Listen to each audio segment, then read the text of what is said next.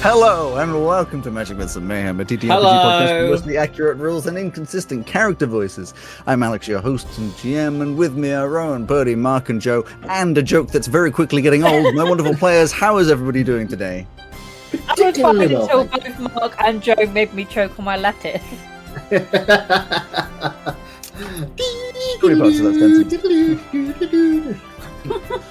How are you doing? I'm a bit tired. Thank you. How are you doing? We never asked how you're doing. How are you doing? Every now and again, you do. I'm good, thank you. I'm excited. We're here an hour earlier than usual. Of course, the podcast will still go out at the same time, although that would be hilarious if I released it an hour earlier. The editing timetable is very tight. Oh, it is actually, but all those breaks and things that we ended up inadvertently having. We've actually finally I've caught up with the editing because of how everything's happened. So we're now the editing and the episodes are at the same date. Within, it gets released a week early on Patreon, but they're about the same date now. So all of our jokes, which are obviously always very relevant to the time that this is being recorded, will finally make sense. Yeah, for now. Briefly. Quick, someone say something relevant. Did you all watch the Oscars recently where Will Smith punched that guy? Who's Will Smith? It was crazy. Will Smith is the genie. Oh, is that guy in Fresh Prince of Bel-Air, isn't it? Can you believe what they said Taylor Swift at the Grammys? Crazy. And David Cameron's talking about leaving the EU. It's strange. Have you heard of this new entertainer called Buster Keaton? I only know Buster Move, but that's only just come out. I only know Bust a Nut. Sorry, I'm only aware of D's nuts. Oh my god! Sorry, I'm only aware of B's nuts. That went downhill so fast. It's just. I know. We have a recap. Fucking go.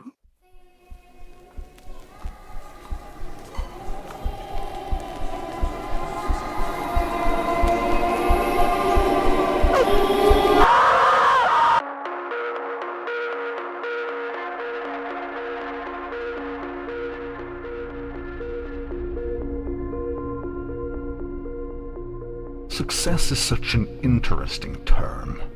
Most would define success as a victory over strife, defeating a problem that once stood before you. But I find success to be so subjective. Let's look at these four mortals once again. They figured out the solutions to Amishan's simple little puzzle and found the treasure room hidden inside of a treasure room, a pathetic attempt at trickery, and called it a success, winning the treasure and walking away victorious. And this is where perspective comes into play. Their success is my misery. Being alive for so many millennia makes it hard to find anything even remotely interesting. And even though their repetitive attempts are somewhat painful to watch, it distracted me from this eternal torment that the other gods call life. Of course, I could have made their lives more difficult by adjusting the weaves of fate to work against them, but we both know that it would only have lasted so long before I would once again be bored. And now they plan to float at sea for days on end, an activity so uninteresting I'm tempted to break my vows and intervene in the lives of mortals. Maybe the time has finally come. The only question is, do I help them, or do I hurt them? I guess it just depends on how entertaining they are. So, a nice cheery start. We find ourselves floating in a boat next to an island just off Floari. Hey, Alex. Yeah, what's up? This is a fun little pirate campaign, right? Yeah, what the fuck, Alex? I don't know why you'd get any kind of impression that anything different is happening. Oh, maybe like the flesh grinding sound, like the separating from the body sounds. Your intros are just getting more and more unhinged. It was. Your recap, sorry. Last week was a wonderful poem. I don't fucking know. I wasn't here. It was giving Dexter monologue. What, Dexter's laboratory? Didi, No. get out of my laboratory! Don't You know, push the the one- button! The one about the serial killer who liked to see how blood splatters? I don't know what you're talking about. You're talking about that the bold African American cop that they arrested for it, right? What? He was the Bay Harbor Butcher, Sergeant Dokes, I think. That was who they got. They got him. That's nice. Okay. Oh, okay. So you have a 5-day travel. At least the plan, as long as you're staying with it, was to go from the island that you're currently at all the way down to, and let me get my terminology right, because last week, obviously, I mean, not obviously, but last week I didn't have as much, pun intended, mapped out. Oh, fuck, we're on the ship again. That means we have downtime, which means I need to know things again. Oh, fuck. Yeah. Oh, there it is. Shit. You are currently about here, where my mouse is surrounding, southwest of Marrow. That's where the island is. You are looking to travel down to Ithrin, which is just at the mouth of the Ferry River. This is about a 5-day travel, and then your plan was to go up through Lake Merifin, up past Ithir, O2, and then all the way to Moonhaven. The promise being that you might go to the Warm Heart, the grove in which supposedly there's a rock that brought up Pesto, and also Moonhaven is a good area for you to sell your less than legally acquired, not adventuring stuff. Who the fuck would want to go to Moonhaven?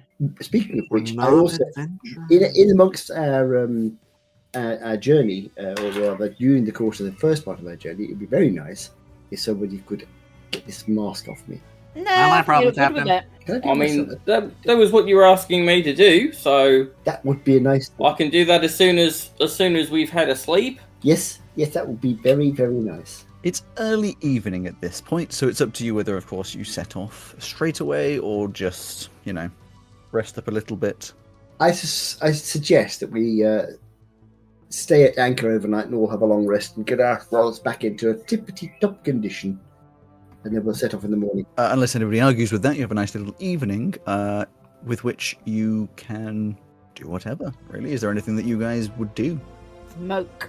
I'm focused on changing one of my infusions Okay. at the moment, but I also would like to make sure that all the items and whatnot we got have been divided.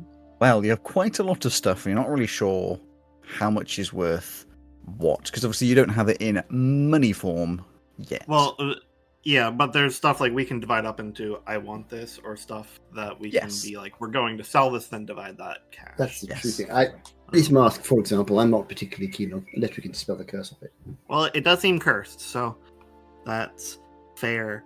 But something like the ever-smoking bottle, I think Ali said he's interested in that, right? I was interested in anything that was reusable because I, as Joe, am one of those people who, if something is consumable, Yes. I will just never use it. I am exactly the Yeah, I'm same. something like that. Yeah, you had that. I've you had I've that challenged there. myself with my robe of consumable stuff because it's something I need to get over.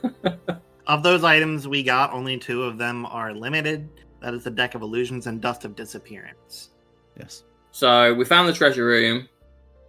Inside were a bunch of items. I believe that there We were got 6 4. magical items. 6. There you go. A hat of disguise, dust of disappearance, an ever-smoking bottle. What was the other consumable thing, Ryan? The Deck of Illusions. What else was there? The Bag of Tricks. Oh, I think that was what I had. I was keen on. Is that all of them? Okay. Gloves of Thievery. Oh. Gloves of Thievery, but I believe that just makes you better at lockpicking.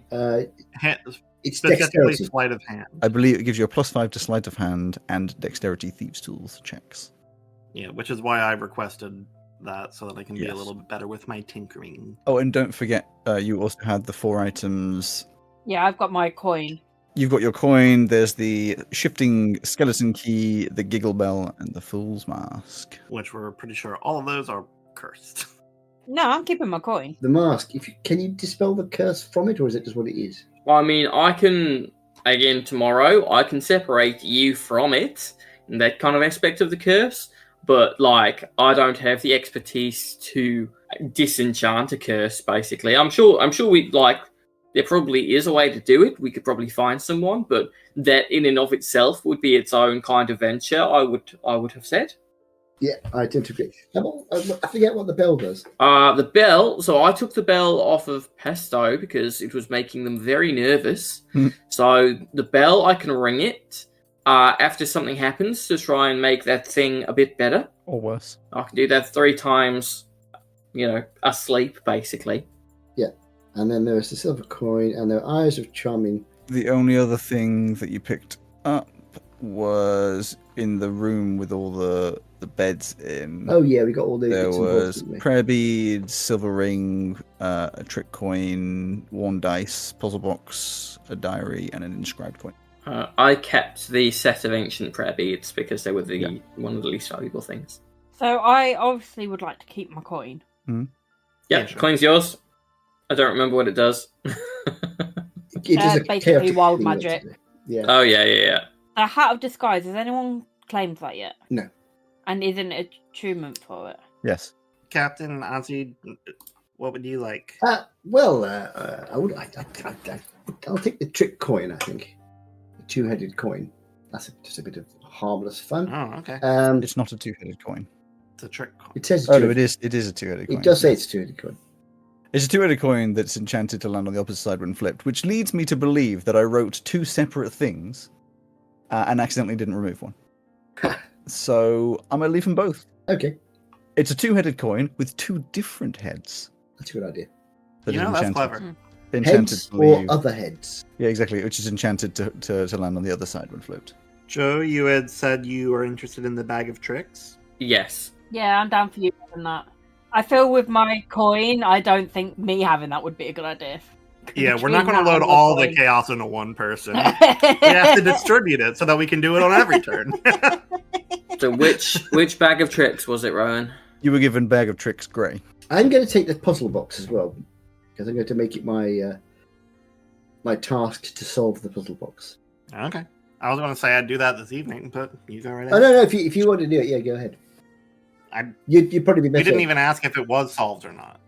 It says the full solution remains elusive. Oh. Yeah, it is not open. It is obviously a puzzle box. For a little bit of clarification, a small wooden cube has these interlocking patterns. It is not a puzzle box become more popular recently, where there are lots of interesting knobs and twisty bits. It's smooth sides, just lots of patterns. It's the style of old puzzle box where you sort of push a side slightly and twist another side, and it's all very hidden. Okay. So I'll hold on to that. Okay, in that case, I will take the dice instead. Okay. Sure. So I've got a double. So if I get into gambling now, I should be okay because I've got a double-headed coin and a set of dice that come up with 6 more than they should. Yeah, you've got a system now, Mark. Now you can't lose. 6. How much more often than it should? You don't know. Sounds like one of those things that's purposely Vague. not. Yeah, purposely vague. Thank you. The word. What were you about to say, Birdie? Can I have the hat, please? Yes. Do you know what a wide-brimmed hat is, Paddy? Yeah, it's wide-brimmed. Hat. Like a sun hat. No, not sun hat. More fedora. Oh, More twisting towards cowboy hat rather than fedora, but that's the style. No, but you know what? That works for Nifty. You had the bag of tricks, didn't you? Me? Yeah. Yes. Turns out I've apparently already got one in my inventory. Welcome to Purdy doesn't look at the things in her inventory. We'll have a Pokemon battle later. If we're not distributing the other things, What happened? Yeah, And what are the other things? What remains?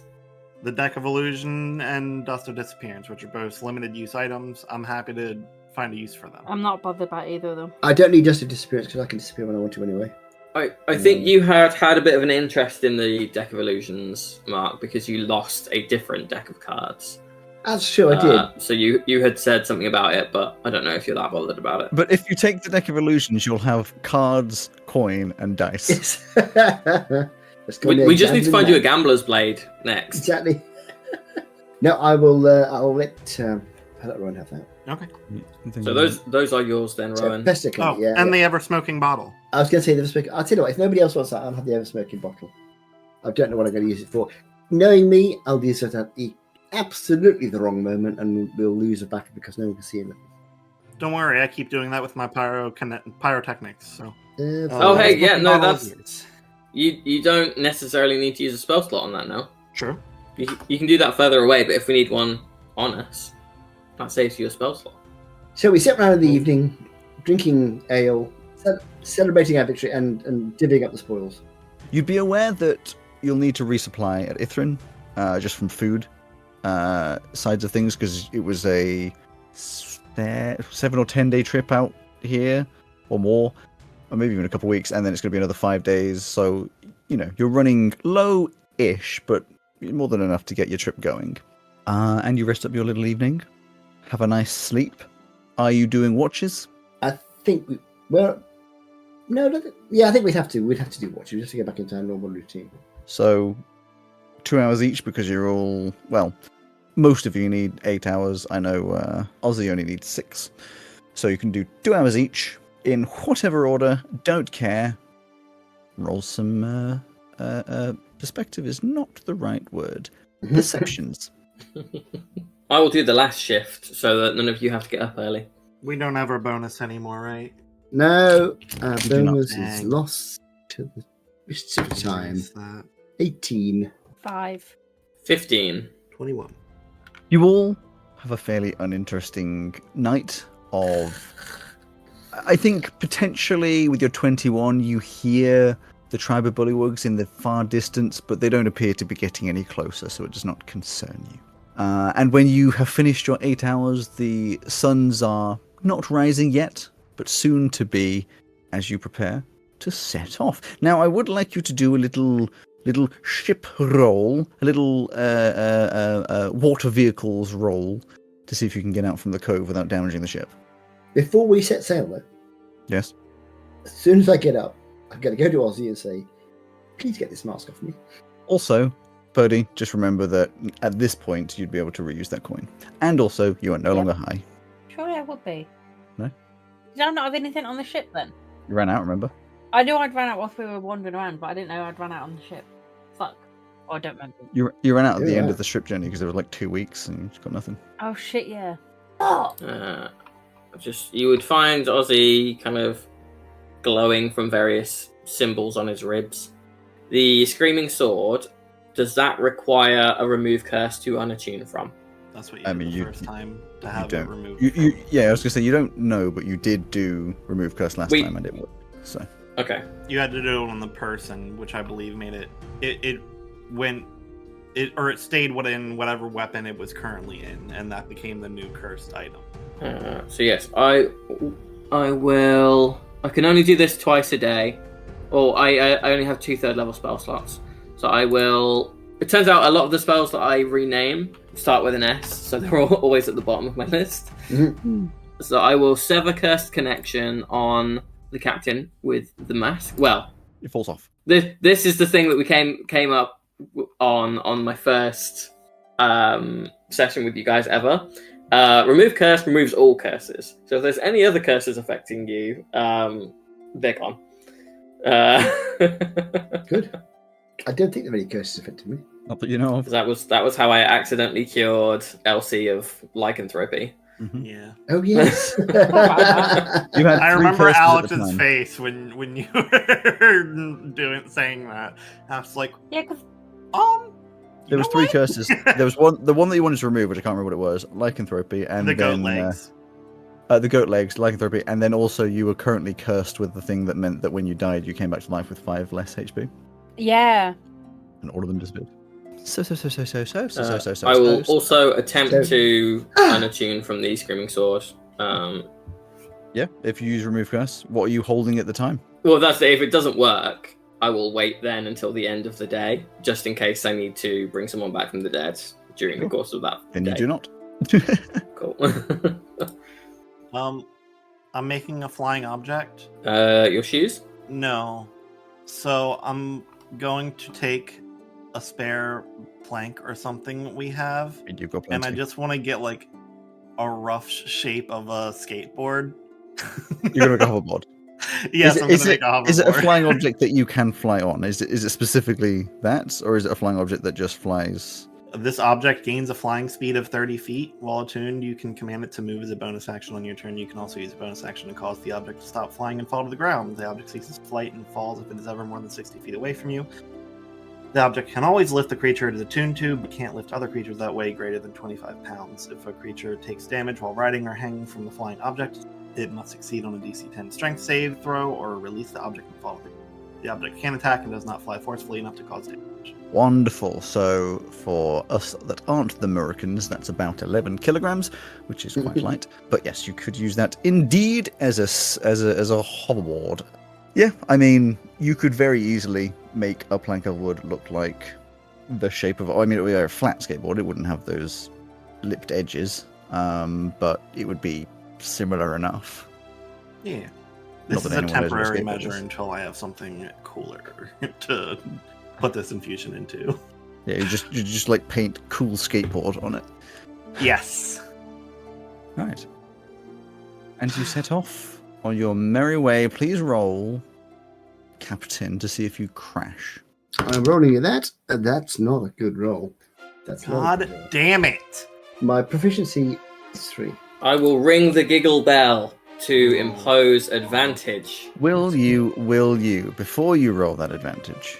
Yes. Because I want to know what it does as well. I am actually, outside the game, outside the character, I'm actually quite interested myself. As you start to leave port, you hear a creepy child's laugh echoing across the deck of the ship. And, let me just check. What am I immune to? Okay. You were trying to give advantage? Yes? Yes, that is what it says I can do. I'm trying to give advantage. You have disadvantage. It really probably doesn't matter. Joe. No, it really doesn't matter. Actually, this is a great roll for that to happen because I rolled 4 and then now I've rolled a 5. So. Interesting. So my proficiency is 3 in general, so my roll is 7. So as off, the sails unfurl, the wind catches into them, you set off, and left hand down a bit. You forgot to raise the anchor, so you just immediately jam sideways and just go straight into a rock. We're going round in a circle. What's going on? Your ship is going to take 16 damage. Not crazy, but it definitely like across the side as you land ho. Okay, fair enough. My bad. This is starting to become a theme, a running theme that whenever we leave port or enter port, we damage the ship. Did I mention weigh anchor? I didn't mention weigh anchor, did I? Weigh anchor. By the way. I think it weighs about 3 tons. I knew you were going to say that. Just pull the damned anchor up. And you set off on your merry way. Is the coin being flipped? Oh, the coin. Or are you saving? Are you saving that for later? Yeah, I won't flip it when I'm on the ship. That's good, actually. Good call. She's too sober. Maybe when she's a bit high, she will. You set off on your merry little way. The first day is relatively boring. I mean, the sun's, as they rise, it's not the warmest of days. You're about where the equator is, so maybe it hits a solid 15 degrees. It's not warm, but it's not too cold as you sail across with fairly easy seas. Obviously, this is time for you to do any magical ammunition and things like that, if you wish to. Well, that wouldn't be a bad idea. I don't have anything particular I can do. I'll play my viol. Gotta do that and I will be reconfirming what the plan is, which is to go to Rich People Town, sell stuff, and then go visit the Talking Rock. Well, you'd be going past a few other towns first because you have to go over the river, but yes. Okay. Because there are also those like bounty things that we can go and do. They have had outposts all over the place if we wanted to try and find one of them. Is there anything else in the vicinity that the captain wants us to go and do? No, I'm happy. I'm just sort of driving the ship, playing the music occasionally, keeping the spirits up. Yo-ho, lads!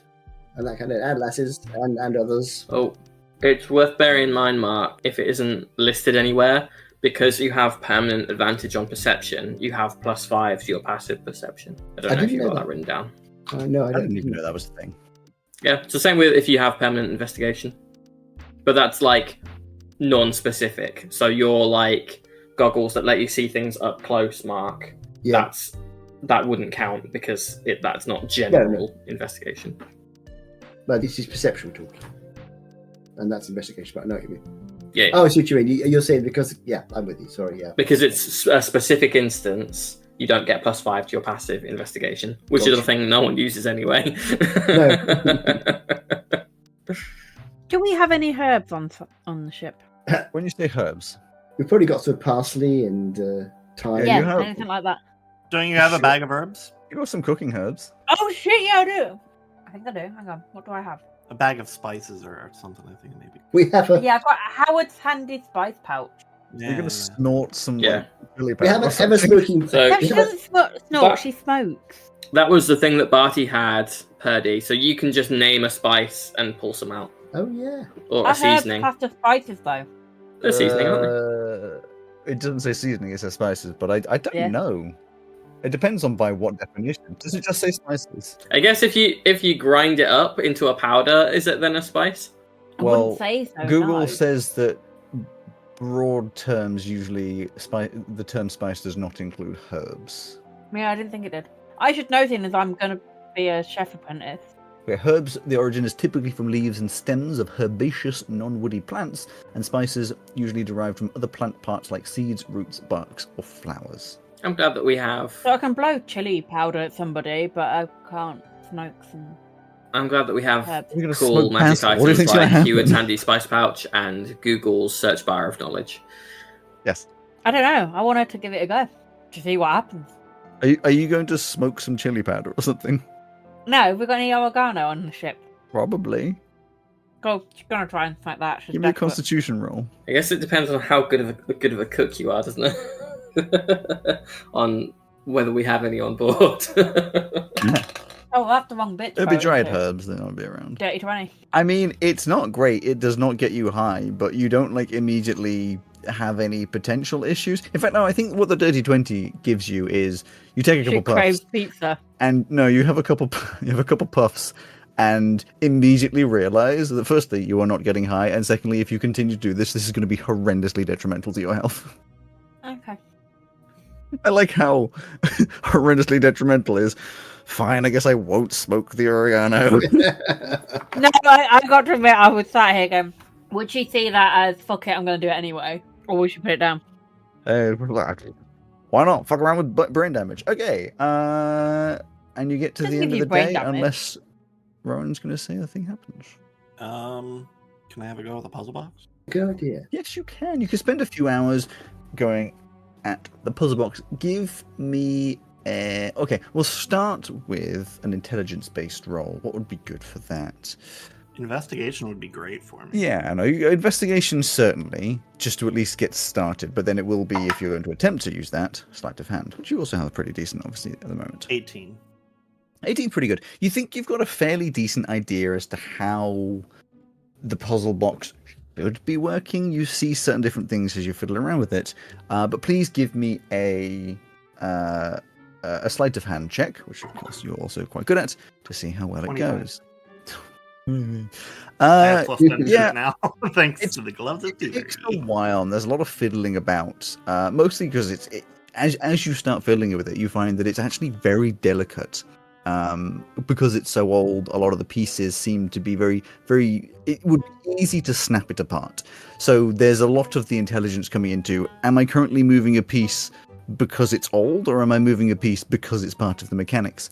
But eventually, you do indeed manage to open it up. Ooh. And as you open up this small cube, it's push aside, twist, and the top ends up opening kind of like one of those eye things, where they all the pointy bits sort of come out. An Oculus. Yes. Sat There's a map inside, inside with the red X. sat inside is a little note, just a folded piece of paper, very small folded piece of paper. What does It's it good to say? be independent with it, isn't it? And you open up the piece of paper, blank on both sides. Ah, I know this trick. I'll take a light and look at it and look at the paper with the light behind it to see. You mean investigation? Investigation review. Yeah. How about a dirty 20? Ooh. It's blank on both sides. Fuck. It might have sort of hidden writing of some sort. Yeah. Yeah, I would. I'll identify the piece of paper. Identify, yeah, go for it. Takes 10 minutes, of course. As you sit there chanting away or using your mechanics, you get to the end of your 10 minutes, and let me just. It's a blank piece of paper. Oh. So it's not being affected by any spell or anything either. Well, you could try lemon juice. Is it lemon juice? No, what is it? You Use it up fire to- for lemon juice. Yeah, you're thinking of lemon juice with heat. Yeah, you heat it up, and if you've got lemon juice writing on it, it will show. Well, if it had like hidden script on it, that identifier would have at least said, "Hey, there's an illusion spell affecting." Yeah, but this isn't spell. This is just if you get lemon juice and write. It's not magic. Magic to some people. Okay. I'll go get lemon juice and try the fire again. No. You don't need lemon juice. It's if it's written in lemon juice, you just warm it up, and lemon juice will go dark. Oh well, I tried that and nothing happened. So. I think the confusion was you said you put it up to the light rather than the heat, but I understand. No difference though. Nothing has changed with what happened. Why would somebody put a small piece of paper inside a box? Just to fuck with you, or maybe they didn't get around to writing anything on it. One session. Already forgotten where you got it from. We know, yeah, I remember where we got it from. I was just thinking about does it go with the inscribed coin or something like that? I think it's just a blank piece of paper. It's just a trickster's joke. How big is the cavity of the lockbox? Puzzle box? I mean, it's a cube, even in all directions, of maybe 2.5 inches. Yeah. Not very big at all. That's annoying. So, like, you could put something in it, a note or a small gem, but there's not a lot. That's annoying. Hey, Alex. Hmm? That's annoying. Hmm. I'm gonna. What did you want? Do you want another map with an X to a temple? Yeah. That would have been really funny. It's a map with an X to the same temple. Yeah. I'm gonna pin the blank piece of paper to my little cork board behind my workstation. And... Okey-dokey, you do so. Just in case. Rest out your evening. You're out in the middle of the sea, so it's up to you whether you do watches. Like at this point, you can't see land anywhere. Yeah, I think it would make sense. We don't want to get jumped by pirates in the middle of the night. Cool. Give me some perceptions. Well, if we've come to the end of the day, then I will use my sever cast connection. Yes. Sure. And what are you holding? I'm just gonna keep holding it because I don't want to transfer at As the you moment. Draw the weapon. It's like, once again, we find ourselves wherever the fuck we are. What are we doing? I'm already doing it, so bye. What are you saying? It's very rude that I can't understand. Okay. And then I will swap over my 2 shields. So I'm back to having a slightly lower AC, but I'm now wearing the Shield of Missile Attraction so that I have all that stuff going on. And that's that for the day. If I was cursed by the Giggle Bell as well, that has also gone. That was it. You rest up your night. Give me some perceptions. 14 on mine. 17 on mine. 23. 16.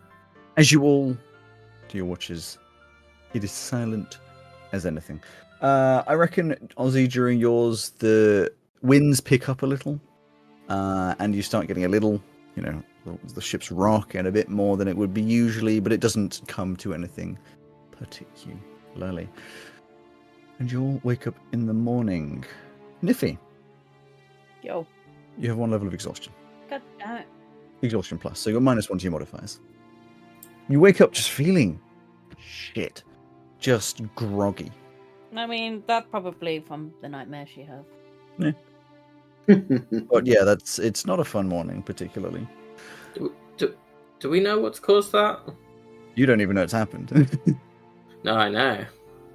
Morning, everybody. Time for breakfast. Shut up. Lovely to see you too. Breakfast isn't even ready yet. Did you sleep well? Excellent, excellent. I certainly did. Slept like a top. That blasted masks off. Can you be quiet? Actually, Captain, you need to. You wake up, and what do you look like? Boom. You're a deep gnome. Oh, yes, I forgot. A deep gnome of feminine shape and quite old. So I wake up in the morning. Morning, everybody. I can't seem to reach my hat. It's up there on the shelf. I put it there last night. Now I can't reach it. Anyone give me a hand? Fuck be you right now. Actually, come to think of it, my hat's got a great big hole through the middle of it anyway, so don't worry about it. You wear it like a hula hoop. In fact, if I'm a bit small, I put it on my head, it was down to my neck. What are you going to do? I'm sorry, just to check. I'm not currently aware of any of the curses that need removing, am I? We're Unless not planning on any of you the curses. said you can't things. you can't actually remove the curse from this mask, can you? You can just. I can't remove a curse from an object. object. I can just remove you from the cursed object. So I shall not put the mask back on again, just at the moment. Cool. I will unprepare that spell if I am unlikely to be needing it. Oh, I'm sure someone's going to get cursed or something. Sorry. Continue. That was it. You continue across your day. Anything else happening during the day? I'm skipping across these fairly quickly because, to be honest, it's just open water and a straight direction. Your navigator's pointed you in the right way. You know. Yeah, we just tootling along Get to the evening. in the seas, enjoying the fresh air and the breeze in my hair. Where's my hat gone? I will let you know that I am trying out a new spell or a new skill based on things that I've seen on previous ship. That I've renamed the spell Augury to Amateur Soothsaying. So I can receive an omen from an otherworldly entity about the course of an action that we plan to take within the next 30 minutes, and then it gets less accurate each time of casting per day, but I can do it as a ritual. Nice. You have your dintons. You have a sleep. Give me some perceptions. Sake. 22. 8. 7. 14. Once again, a very boring night. Niffy, the days are getting harder. Mm-hmm. You've been sober for a couple days again. The rest of you? Yeah, it's fine. Wake up in the morning. Niffy, you're now at a level 2 of Exhaustion Plus. That's -2 to modifiers. I say, Niffy, you're looking a bit wan this morning. Yeah, bags are big. I would really like it if this kitchen is a no people zone right now. You want your food? Knock on the door, I will give you a plate. Other than that, leave me the fuck alone. You sure you're all right? Leave me the fuck alone. Pumpkin just sits in front of the door, slams their butt downwards, looks at you, and lets out quite a deep and guttural growl. Oh, and you would have woken up this morning, and you look like... Shit. No, that's you, Niffy. The captain looks like, and I'm going to go with it because I've got the way these things work. You are half and half of two different races, and I don't know how this looks, but hey, I'll let you all decide it. One of the parents was evidently an owlin, the other a rock gnome. An owlin rock gnome. I would imagine you look more rock gnome, but there's owlish features, slightly larger eyes, ears and stuff. Your hair comes back a little bit, yeah? Can I pitch something? Yeah. Yeah. Entirely rock gnome, except for these features. A hooked beak style nose. Yeah. Ridiculously oversized, almost anime style eyes. Yep. And feathers for hair. Yeah, that works for me. I'd be wearing my gold mask again now. So you probably won't see much of the face. You can see the eyes around the edge. Yes! And you see the hair. I'm going to do another different infusion. Okay. So I currently have a thing that I haven't used yet, and it sounds pretty good, but there never seems to be a good place to use it. It's called a Gem of Warding. I won't get into it now. But I'm going to replace it with an immovable item. Okay. I'm going to put that enchantment into a dagger. An immovable dagger. Okay. Assuming that there's nothing in the description that says that you can't do that. That sounds reasonable to me. Correct, yes. any medium or smaller non-magical object. For your machinations, I happen to have an immovable rod. So if you want to factor that into any kind of shenanigan planning. Plan. I'm kind of just trying to give myself a bunch of weird ways to do damage, if need be. And Thorn Whip pulling somebody into the dagger seems pretty fun. Yeah, that's good. I was going to say also, if you're like running away from someone, you just run. Yep. Just put it in place, keep running, and they just stab themselves. Yeah. Jeez. Anyway. He ran into my knife. He ran into my knife 10 times. Exactly what's going through my head right now. He had it coming. Niffy, Yo. you're sitting up in the crow's nest, being the navigationary person that you are, is required up there, is the main reason, I would imagine. Yep. And you're feeling exhausted, possibly like every now and again getting those little micro sleeps by accident. And you must be fucking losing it, because ahead of you, you see land. Like, it was supposed to be 5 days. And unless you did your calculations completely wrong, and let's be honest, you didn't do your calculations completely wrong, you are 2 days ahead of schedule to see land. And it's not just an island. It's like land. So you've either gone in completely the wrong direction, or something else fucky has happened. Captain, you fucked up again. Beg your pardon. You heard me. There's land ahead. There shouldn't be land ahead if you'd listen to my fucking directions. Anyone view of what we can see ahead? Any idea what the coastline looks like? Yeah, I can fucking see it. It's a fucking island. An island? There shouldn't be an island there. Give me a survival roll. Which one? This is Niffy. Well, you're the navigator.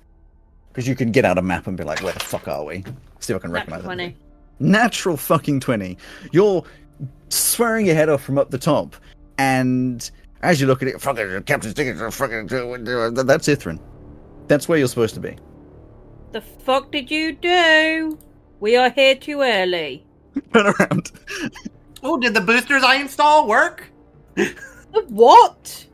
I mean, I have That's felt a little nothing, bit I'm higher fucking off the proud. ground when I've been sitting down, yes. So we're going a little. I mean, I didn't. Would we have noticed we were going if we were going faster? It was a joke. Guys, it was a joke. I know, but I don't know. Well, are you asking me I'm as a saying it's DM, a or you're joke. asking? I'm asking you Pesto? as a DM if we would have noticed if we were going faster. I mean, you don't know. Like, in retrospect, it's going to be very hard to know if you thought you were going faster. I mean, you would have to go a lot faster to be there 2 days early. Mhm. It's about half the time. Mhm. And Monty he's been on ships a long time. He would recognise. Mhm. So I presume he didn't recognise we were going particularly faster. It never came to note. Do I know if we were like in a slip current stream thing or anything? None of you. I mean, it's all retrospective, but none of you at any point during any of that noticed anything Untoward. weird. It was No just particularly going strong on a wind. boat. We're just tootling along at the speed we'd expect to be going along at. Oh my god, we're in a different world. So something has happened. something anime isekai. Could we have been closer in the first place than we thought we were? No, I know exactly where we were, and we should have been here in 5 days, not 3. Could we have? I mean, we were on an island where a mad god was playing tricks on us. Could we have? Could the island have moved so we started closer than we thought we were? I mean, would you be able to tell from the start of things that we started in the right place? Is what I'm asking, because I don't know how that works. For the podcast, Niffy's doing that thing where she starts to say something but just stops. Yeah, it's a very visual bit. No, that was Niffy, but it was also Purdy going, how do I rephrase this to not call him a stupid twat? Would you bother rephrasing it to not call him a stupid twat right now? I don't know. What I'm asking you is, did you check our position before we set off? No, you know what? As a navigator, I didn't. Well, you should have done, because that's probably why Why we're do you late. think why he we're pays late you, Niffy? And maybe you shouldn't drive into fucking reefs and shit. But I don't tell you how to drive this boat, do I? I just tell you where to drive it. then. Well, we're here now. Let's see what happens when we get there. Time to sell all our shit. You start moving into, well, this isn't Moonhaven. You start moving in port. And, I mean, I'm going to give you a map of Ithrin. I'm You going to obviously wouldn't, roll to get through the harbour entrance. you wouldn't obviously have as much of a clear idea. You'd have a vague map, I'm sure, Niffy, and you'd be coming in. But just so you're aware, Ithrin is at the mouth of the river going out to the sea, obviously. So it is on the northern side of the end of the river. Alex, I also want to say, since it's been a few days, all the illegal adventuring loot would be going in our secret compartment. Of course. So, as you can see, on the southernmost part of the city, so the city is kind of like a sideways S shape. You can see that there are 3 roads. You would know, if you looked on the larger map, that one of the roads would just go to the coast. One of the roads would be going north up to Grent, a fair trek, and one of them would be going along the river, which would lead over to Ithir and then other cities and such. This is a very tiny fishing town, as far as you're aware. You don't know too much about it, but you can see there's only 3 decks for you to put up your ship. There's a lot of fishing boats around that you're navigating past. They're obviously all out doing some fishing in the river. They give little waves as you go past. None of them seem to pay much mind to you. And if you wish to stop here, which you would probably be advised by Pesto, because your supplies are running fairly low. It's not good to be as low as you are on food. And Niffy wants to stop. Yeah. And Monty wants to find out what date it is and see. Have we arrived early or have we lost 2 days somewhere? So, give me a vehicle handling check. Righto, here we go. Left hand down a This bit. time, can I assist him? Because I'm getting real fucking tired of having to repair the ship every fucking time. Only if he lets you. Yeah, you can assist me. It's like, here, careful, right First, here. Stand over there. Stand over there and watch that side. I'll watch this side. And that He's used to is flying ships, not exactly. Yes.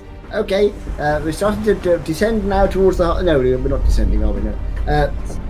17. It's closer than would be like, but Pesto, you're like, no, not Not again! and you just absolutely perfectly nail it.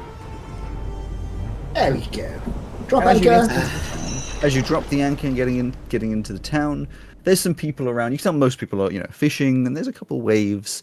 Again, no one's really like focusing hard on you, but no one's being like nasty or standoffish or anything. But I'm going to read you a little thing. I'm going to say with the 4 of you, you'd have enough knowledge that this all is stuff that you know, and if there's anything you don't, I'll just leave it out. So, tucked between dense forest and near to the crashing waves of the Uthven Sea, Ithrin sits quietly at the mouth of the Farry River. With its stone-walled cottages and steep thatched roofs, the town seems as though it's been unchanged for generations. Moss creeps between cobbled lanes, sea spray mixes with the scents of pine, and gulls wheel overhead with the cries of returning boats. Despite its small size, Ithrin hums with the steady rhythm of daily life. It's a fishing town, first and foremost, sending most of its catch upriver to the various towns, ending with Moonhaven, but the town also dabbles in smaller crafts like clothing and crafting, which also make their way up the river. Most who live here were born here, or came looking for peace and stayed, which has over many years created a very close-knit community where practically everybody knows everybody. Everyone is especially aware of the Veilbark, an enormous ancient tree that sits at the centre of the town's square, which I've spent ages to see if the circle would be called a square, but it kind of is, but it's a circle square. So I don't know, its terminology is a square, but it is a circle. I get it. The Veilbark has been around longer than anyone can recall, and most suggest longer than the town itself, and has become a centre point of the city's faiths and beliefs. A shrine of piled stones and weather-worn carvings rest at the roots of the Veilbark, tended carefully by the townsfolk in quiet reverence to Silvermus, the spirit of soil and stone. There are plenty of key locations, but I won't give you those as of yet, because you've obviously just come in to port. Alex, can I ask, since I kind of originated from this area, would I have been here? If you say that you went down the river to the mouth of the sea, then I can say yes, but it's not like a normal travelling route for people. From Moonhaven, if you were going to go to big cities, you'd be going north. There's Marrow, which is northwest. There's Tetheran, which is basically directly north from Moonhaven. So there's not a lot of reason for you in like a business perspective to go downriver. If you'd been like, oh fuck it, I'm just going to go downriver, then yeah, eventually you end up in Ithrin. But it's really up to you as to whether or not that would have happened. You wouldn't have walked there. You'd have had to got a boat. To walk there would take weeks, months, probably. It's half a country away. I think I may have been because I focused on harbor towns before crossing the Fantastic Ocean. Fantastic. Fantastic. Yeah, I mean, so if you were to go from a main city to go across the Fantastic Ocean, you would have gone from Marrow. But if you want to say that you traveled down the Fiery River on a boat, just hopped a ride on a boat, it would have taken a couple weeks going down past a few cities, a few towns, sorry. You would have eventually got to Ithrin. You could have then either gone north, up through Grent over to Marrow, or potentially have gone out to the sea here, but there aren't many big ships that are going to cross the Fantastic Ocean from here. It's mostly fishing boats, so you would probably have been forced to go north from here if you did come here. Yeah, I imagine I probably just hugged the coast the whole time until I... So from Moonhaven to the coast and then north. That's fine. If that's the case, then yeah, you probably may not have spent too long here, but, a couple days here, you'd know a couple things. In which case, I can give you a couple of bits of information, presuming you're sharing this with the crew. You know that there is only one tavern called the Waking Gull, and it's a cozy little tavern perched near the river's edge. A lot of fish there, a lot of fish and strong ales. There's some rooms you can stay in there, probably where you were staying for a couple days, and you'd know that. You'd have known that it's owned by a human lady called Peach Warmly. Oh, I like that. There's a town hall. Instantly there's the docks. suspicious. There's the docks. The Green Root Circle is the town square that has the Veilbark in it. This is probably why you guys know about the Veilbark. There's about one general store. There is the Church of Silvermus, which you probably wouldn't have gone into. It's just a very small church. Unless you were particularly feeling religious, you wouldn't have gone there. And you'd be aware of, but would never have gone to, up in the north, there's something called the Pathwarden's Lodge, which there isn't really a guard around here, but there are the Pathwardens who kind of make sure that any beasties and things stay in the forest and don't attack the town. But there isn't really a guard around here. It's more fair share and even. In fact, one thing you would know is all of the fish get collected together and sold, and the town kind of makes a profit as a general, very sort of communist vibes, but it's very, no one individually sells the fish, the town profits together, and everyone has similar sized houses, similar amounts of money given to them. What they do with that is up to them. It's a very sort of even society of about 1,000 people. Sounds Very nice. I think I'll move then. And yeah, it's really nice. There's a breeze coming in from the sea. You'd be hitting about 15 degrees here during the day, maybe a bit warmer on some days. In the night it can get a bit cold, but you just wrap up a little bit. But it's just a lovely town, and I reckon maybe you'd expect a couple that might recognize you. You're a fairly unique individual, being along a the mop-up. harbor specifically, because that's my background is harbor folk. Yeah, so maybe you get a wave. There's someone you cannot for the life of you remember their name, but there's a couple of people who are like, and you're like, I have no idea who you are, but Oh, this is a nice place, isn't it? Yeah, I wasn't here for long, but they're nice people. Well, do you want to Helped me get a small boat. do we need to stock up on a few supplies and things? Um, No, you seem a little bit out of sorts. Did you want to go shopping at all? Oh, I seem a little out of sorts, do I? yeah, you do. No one ever comments about how you are. I mean, yeah, you do. You've been real pissy. Fuck you all. And she walks away. Like, it's not been out of character or anything, just a bit worse than normal. No. She's normally a little ray of the sunshine. Well, more or less. As Niffy's getting angry and defensive, Pumpkin is now wrapped around and is growling at all of you. Now, Pumpkin, don't be silly. Yeah, that's part of the course as well. Well, if you want to go ashore, now's your chance. Best, I suppose you ought to get some supplies in. Anybody need anything while we're here? I'm getting stuff. Good. Get yourself I'm not some sure paracetamol. there'd be any of your preferred herb here. They tend to mainly deal in fish and Silvermist religion stuff. Yeah, so I was I'm cutting in because for information for you to give, you'd know that to supply, your best bet is to just talk to anybody on the port and be like, hey, I want to give you some money, and can you just fill up our ship full of dried fish and bits of whatever supplies for going on. bits of big wood boat to stuff. replace the bits we had to fix. Yeah, and effectively, to skip over it, you'd go down and someone would, I mean, do you want to RP it or do you just want to skip across? We're gonna have to do this every time we refuel. So Yeah. So you go down. You talk to a guy who just be like, yeah, it'll take a few hours. We don't have a ton of supplies, but if you crack us, 50 gold, we'll give you a good few days worth of supplies, at least enough to get you upriver. awesome. And they just start piling stuff onto the ship, basically. Yeah, just write down in the big storage area. But you'd know it'd take a few hours because there's not many of them. So, yeah, they're happy to do so. I'll take that from our ship gold pool. Yeah.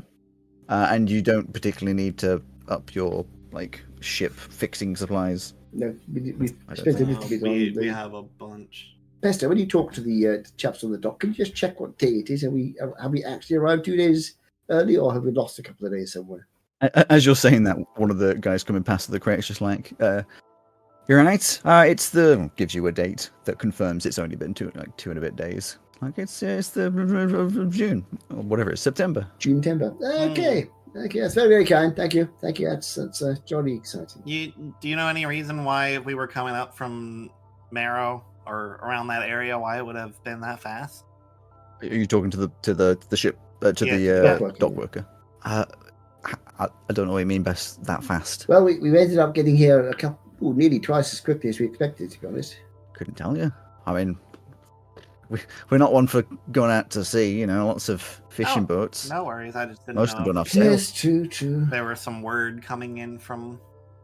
No Anyone one's else? come in saying that they've done that. You might have just been lucky with the winds, or Maybe. maybe you were closer than you thought. Possible.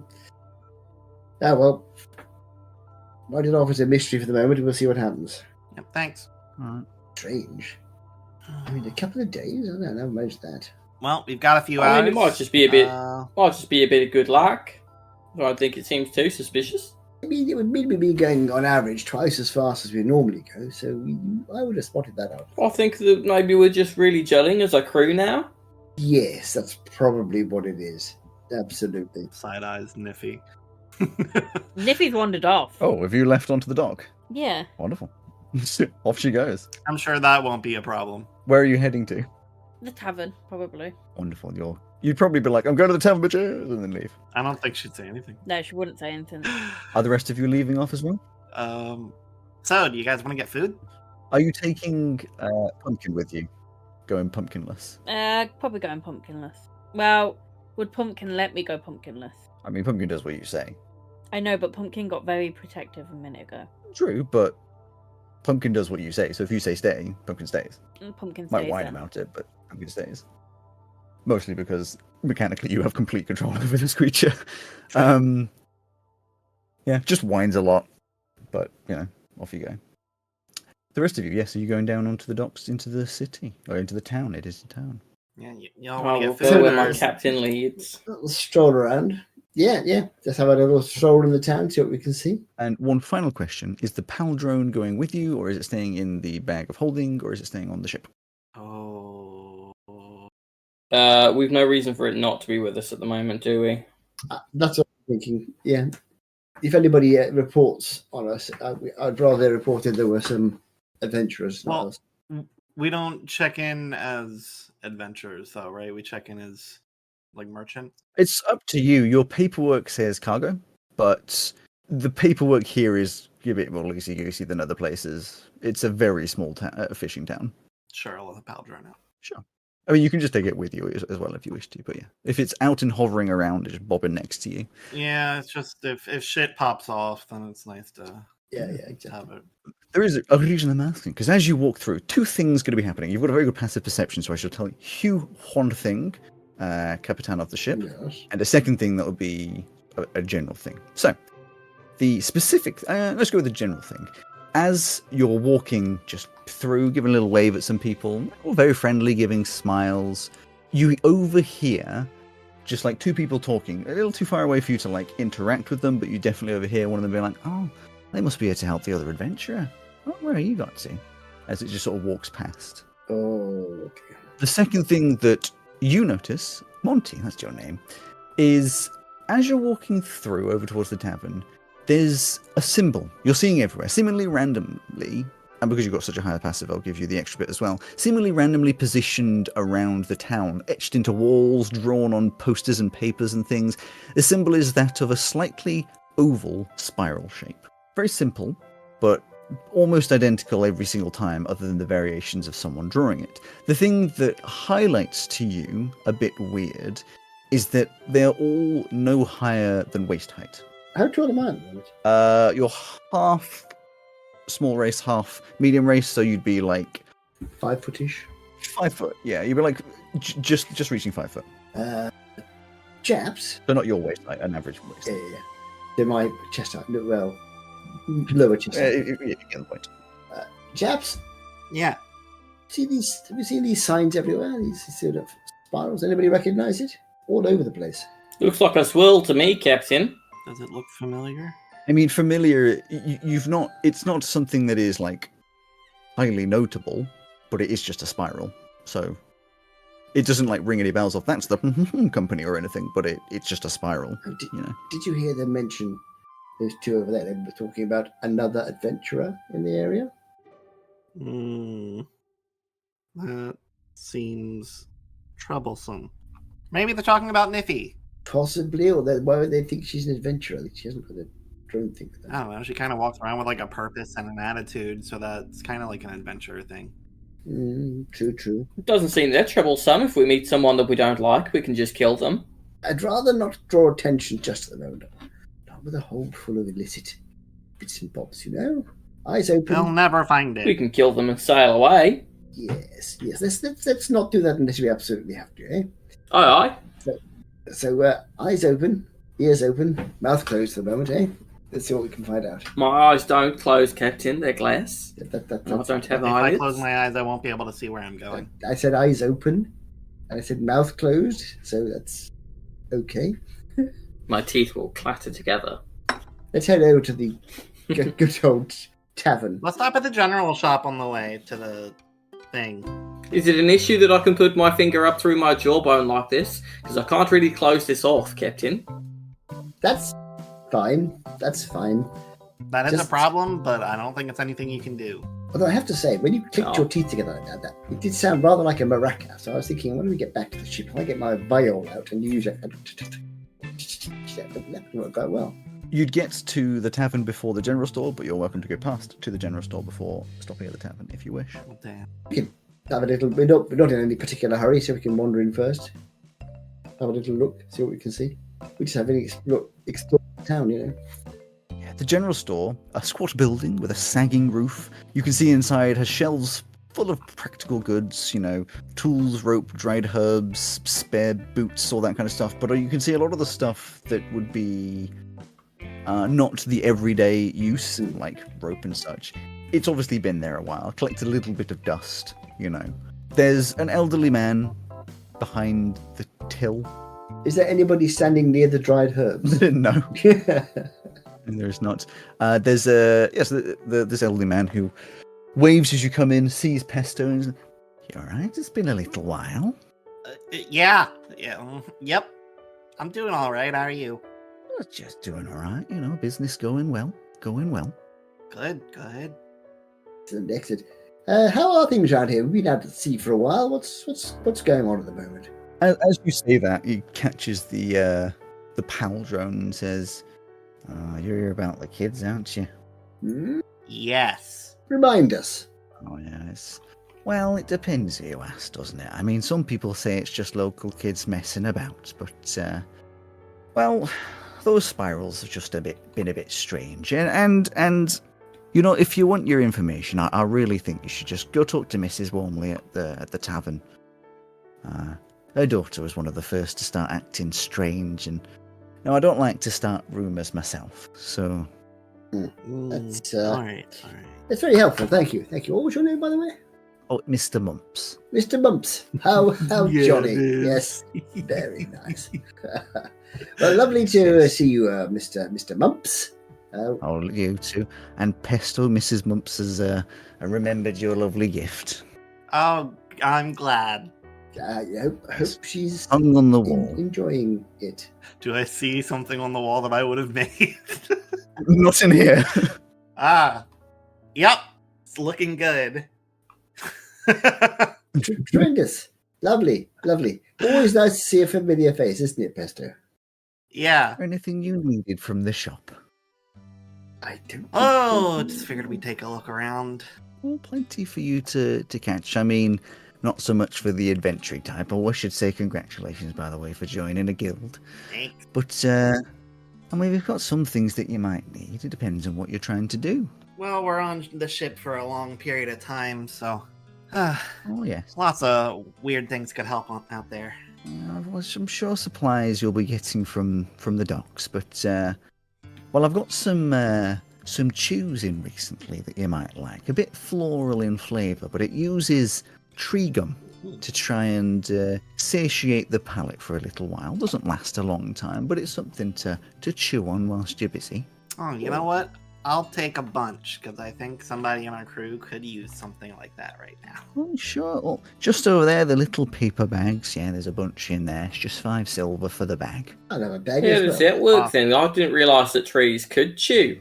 Oh, the trees don't chew. No, the trees, some trees have a sap inside of them, which can be solidified a little bit. And with a couple other ingredients and flavourings, secrets and all that, you can make it very chewy, sort of eternally chewy. I mean, the flavour doesn't last forever, but, you know, you can give it a chew for a while, and it's not good to swallow, I should add.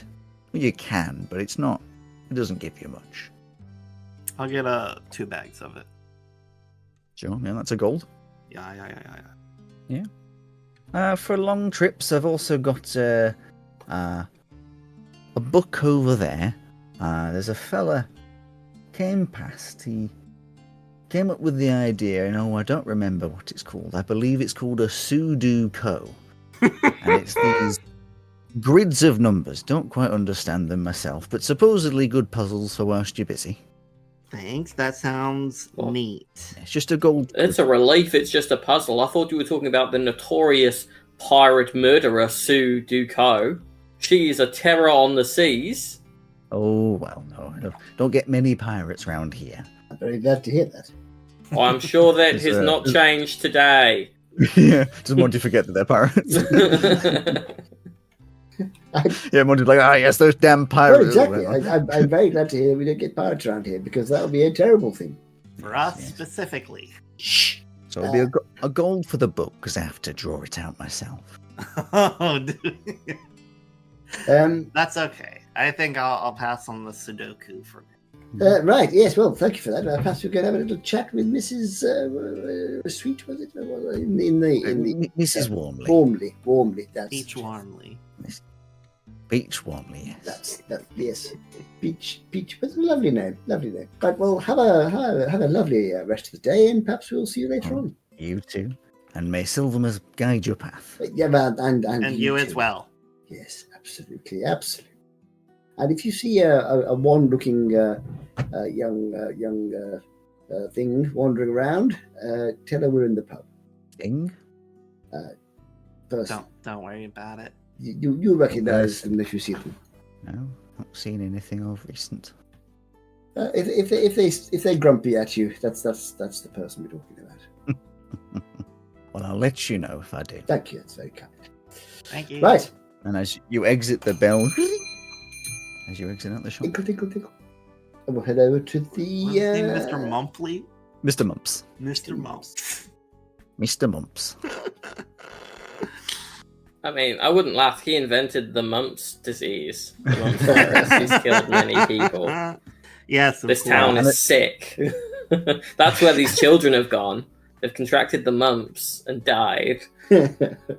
What children have gone? He said about children No, being mischievous. No, you don't know they've gone. Acting strange.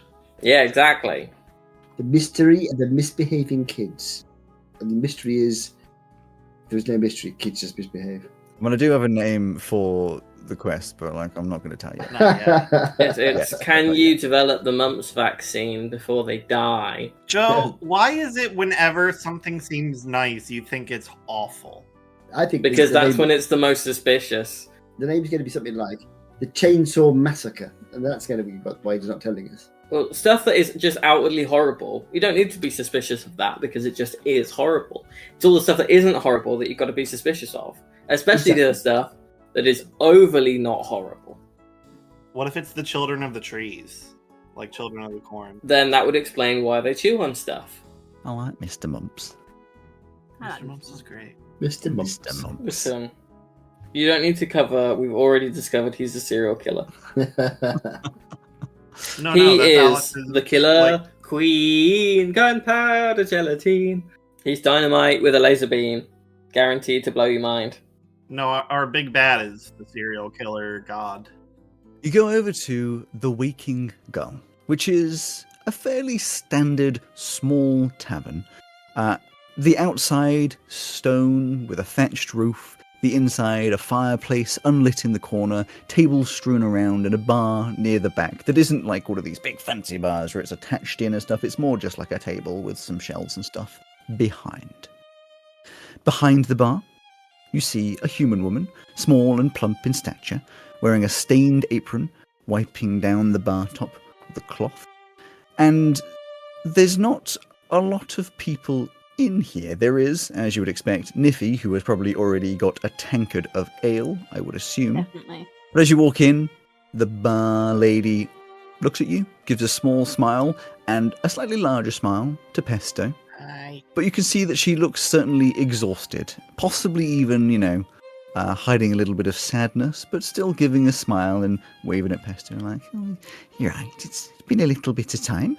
Yeah, and we've heard that there's some stressors going on around town, and we're Oh, here to certainly. help clean up at the drone. Yes. A lot on everyone's mind. Well, can I get you a drink?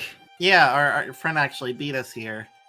She been behaving? Your friends? Lovely. Well, as you know, Pesto, this drink's on the house for what you did last time. Oh yeah, thank you. Same order as before.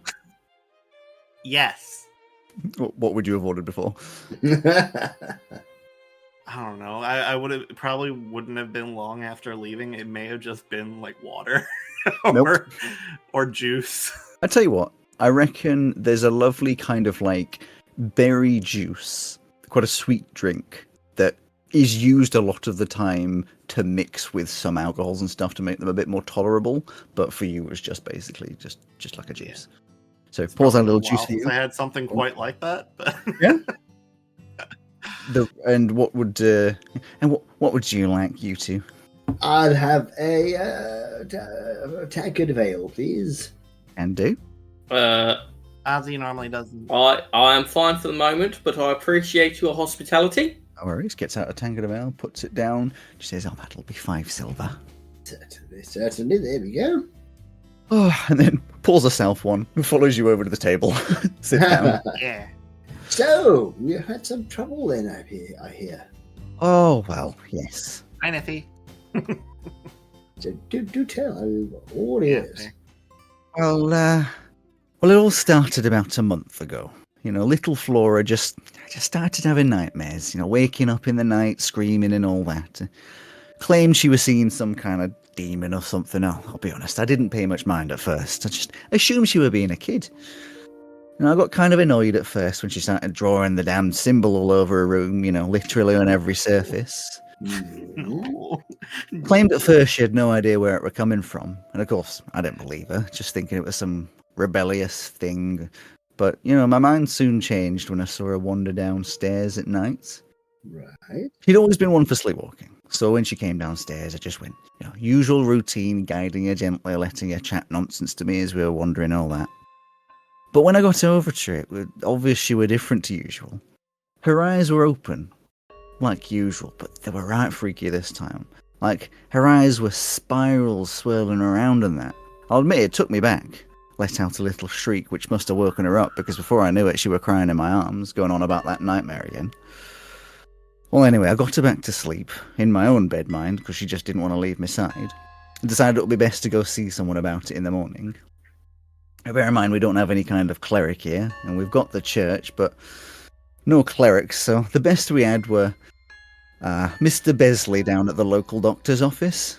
I were expecting he'd tell me it was just kids being kids, but it were much more chilling than that. Mr. Besley said that I were the third person to go in that week with exactly the same symptoms. Nightmares, screaming, symbols, creepy eyes, all that. And we're going to have to inform the mayor because it were getting concerning.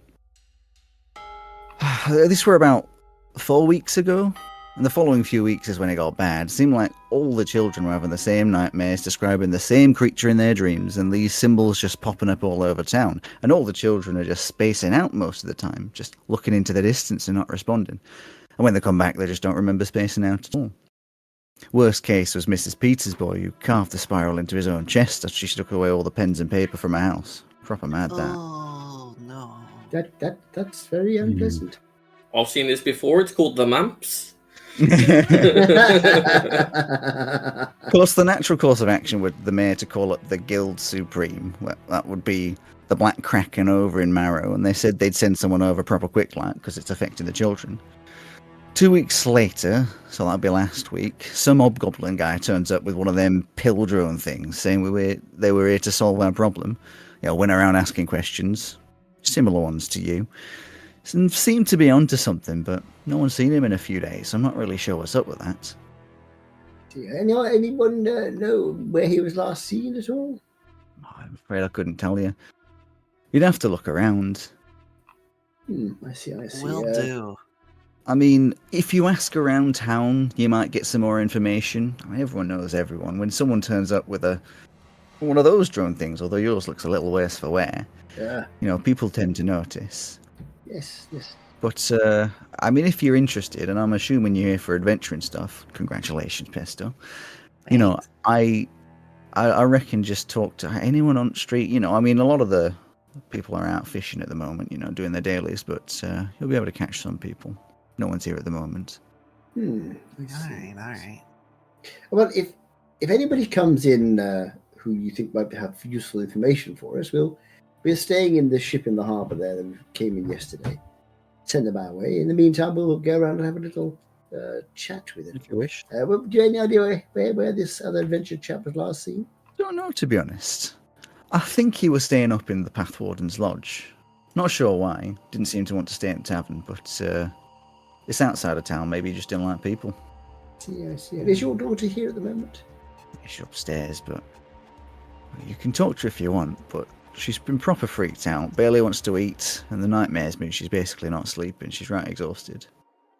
No, we'll leave that for the moment, perhaps, and see if we need to, we can perhaps talk to her later. Yeah.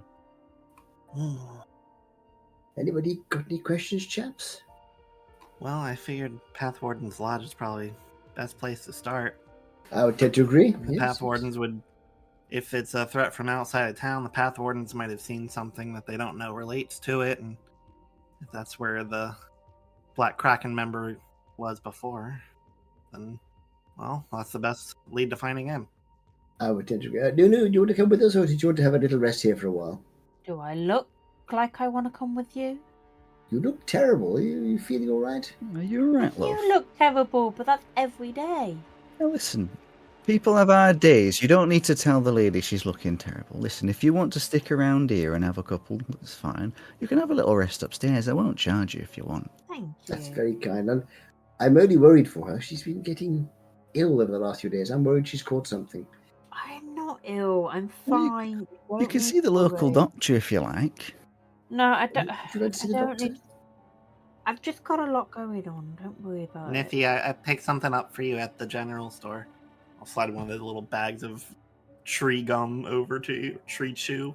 Whatever the hell it was called. Oh, it's nice stuff, that. She just looks at you as if you offered her vanilla. Is there anything else you'd like? Yes, is there anything we can get for you?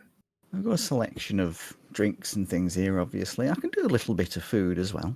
Unfortunately, food and drinks not my form of medicine. Oh, what is your form of medicine? Right, yes, good question. Stuff I've been told I can't get here. So thank you. Well, Would the doctor be able to get it, perhaps? Who's told you can't get it around here? Well, I Pesto. Pesto? I did, but it was more of an assumption. I mean, enlighten me. I mean, anything to help me sleep would be really good. Well, there's lots of stuff behind the bar that helps you sleep. I'm more of a herbal type of girl. think I know where you're coming from. Oh, those herbal cigarettes you smoke. Oh, yeah, they've got that kind of sweet smell. I know the ones you're talking about. She goes, "Oof!" as she stands up, wanders over to the bar, wanders back, just plops a bag in front of you. I think I'm in love with you. That's very kind. Oh, you mean her? Sorry, yeah. Watching this... When in this world would you think I would be in love with you, Captain? It's my charm. Does it to everybody eventually? Is he like this with everyone? I'm afraid so. Unfortunately. As I say, it's my charm. Listen, it's all yours. I can tell you need it. Besides, I'm trying to cut back anyway. But don't worry about the streets. Just don't go too hard. It's legal around here anyway. Oh, thank you. What do I owe you? Nothing. Are you sure? If you're going to be helping out with the kids, then honestly, that's enough. Well, that's very, very kind. Very kind. Right, guys, we've got a job to do. Let's get going. Did you want to take a moment to make use of your herbs first? Yeah, I'll make use of it out there. I don't like smoking indoors. It's not healthy for everyone else. That's very, very It's legal. kind of you. And you're good to go. Don't forget your tree chews. They were 5 silver. Just also, you tried the drink, and it's like drinking a syrup that you add to coffees. It's so incredibly sweet. Oh god. Well, I down it.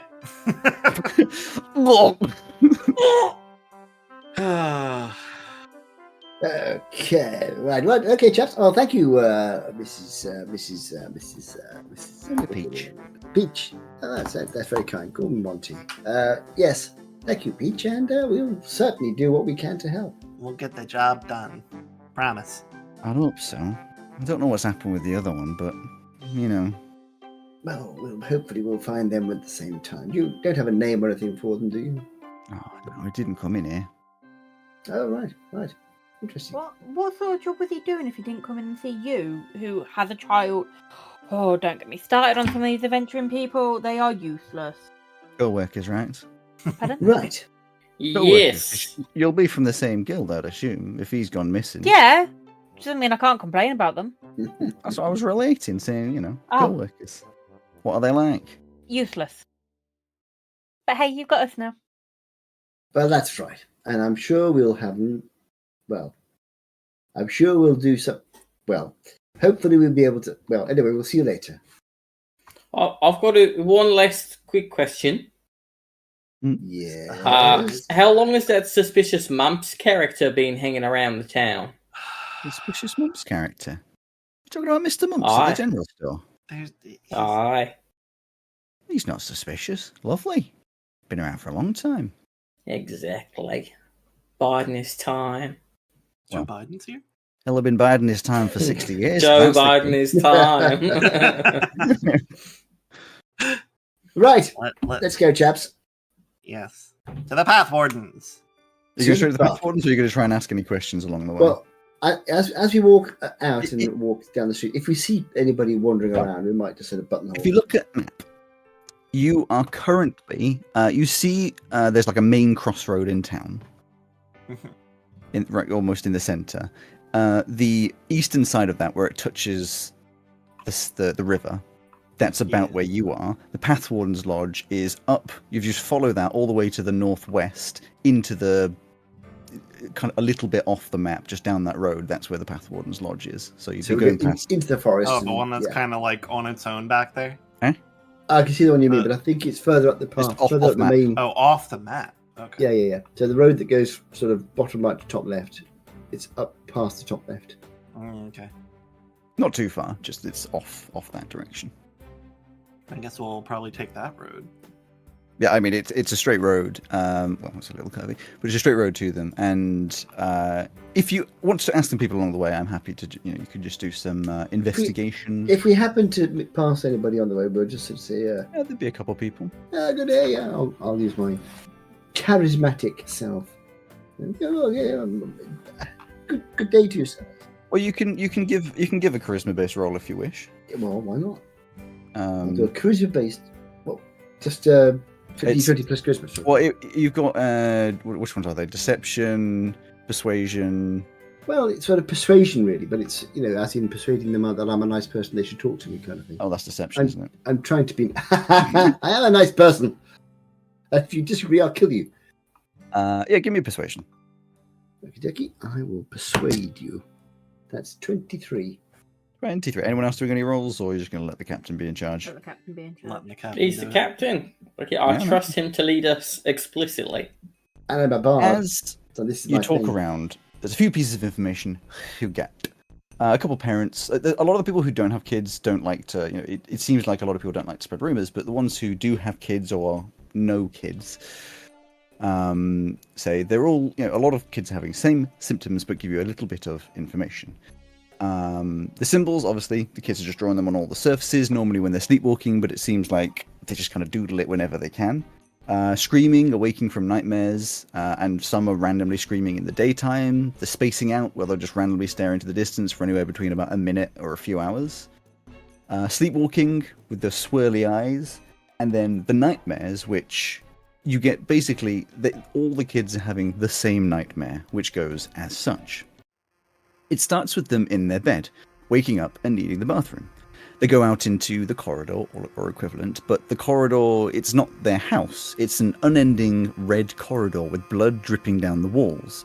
They try to scream, but nothing comes out, and so they run endlessly down the corridor, but that's when they see it. A figure.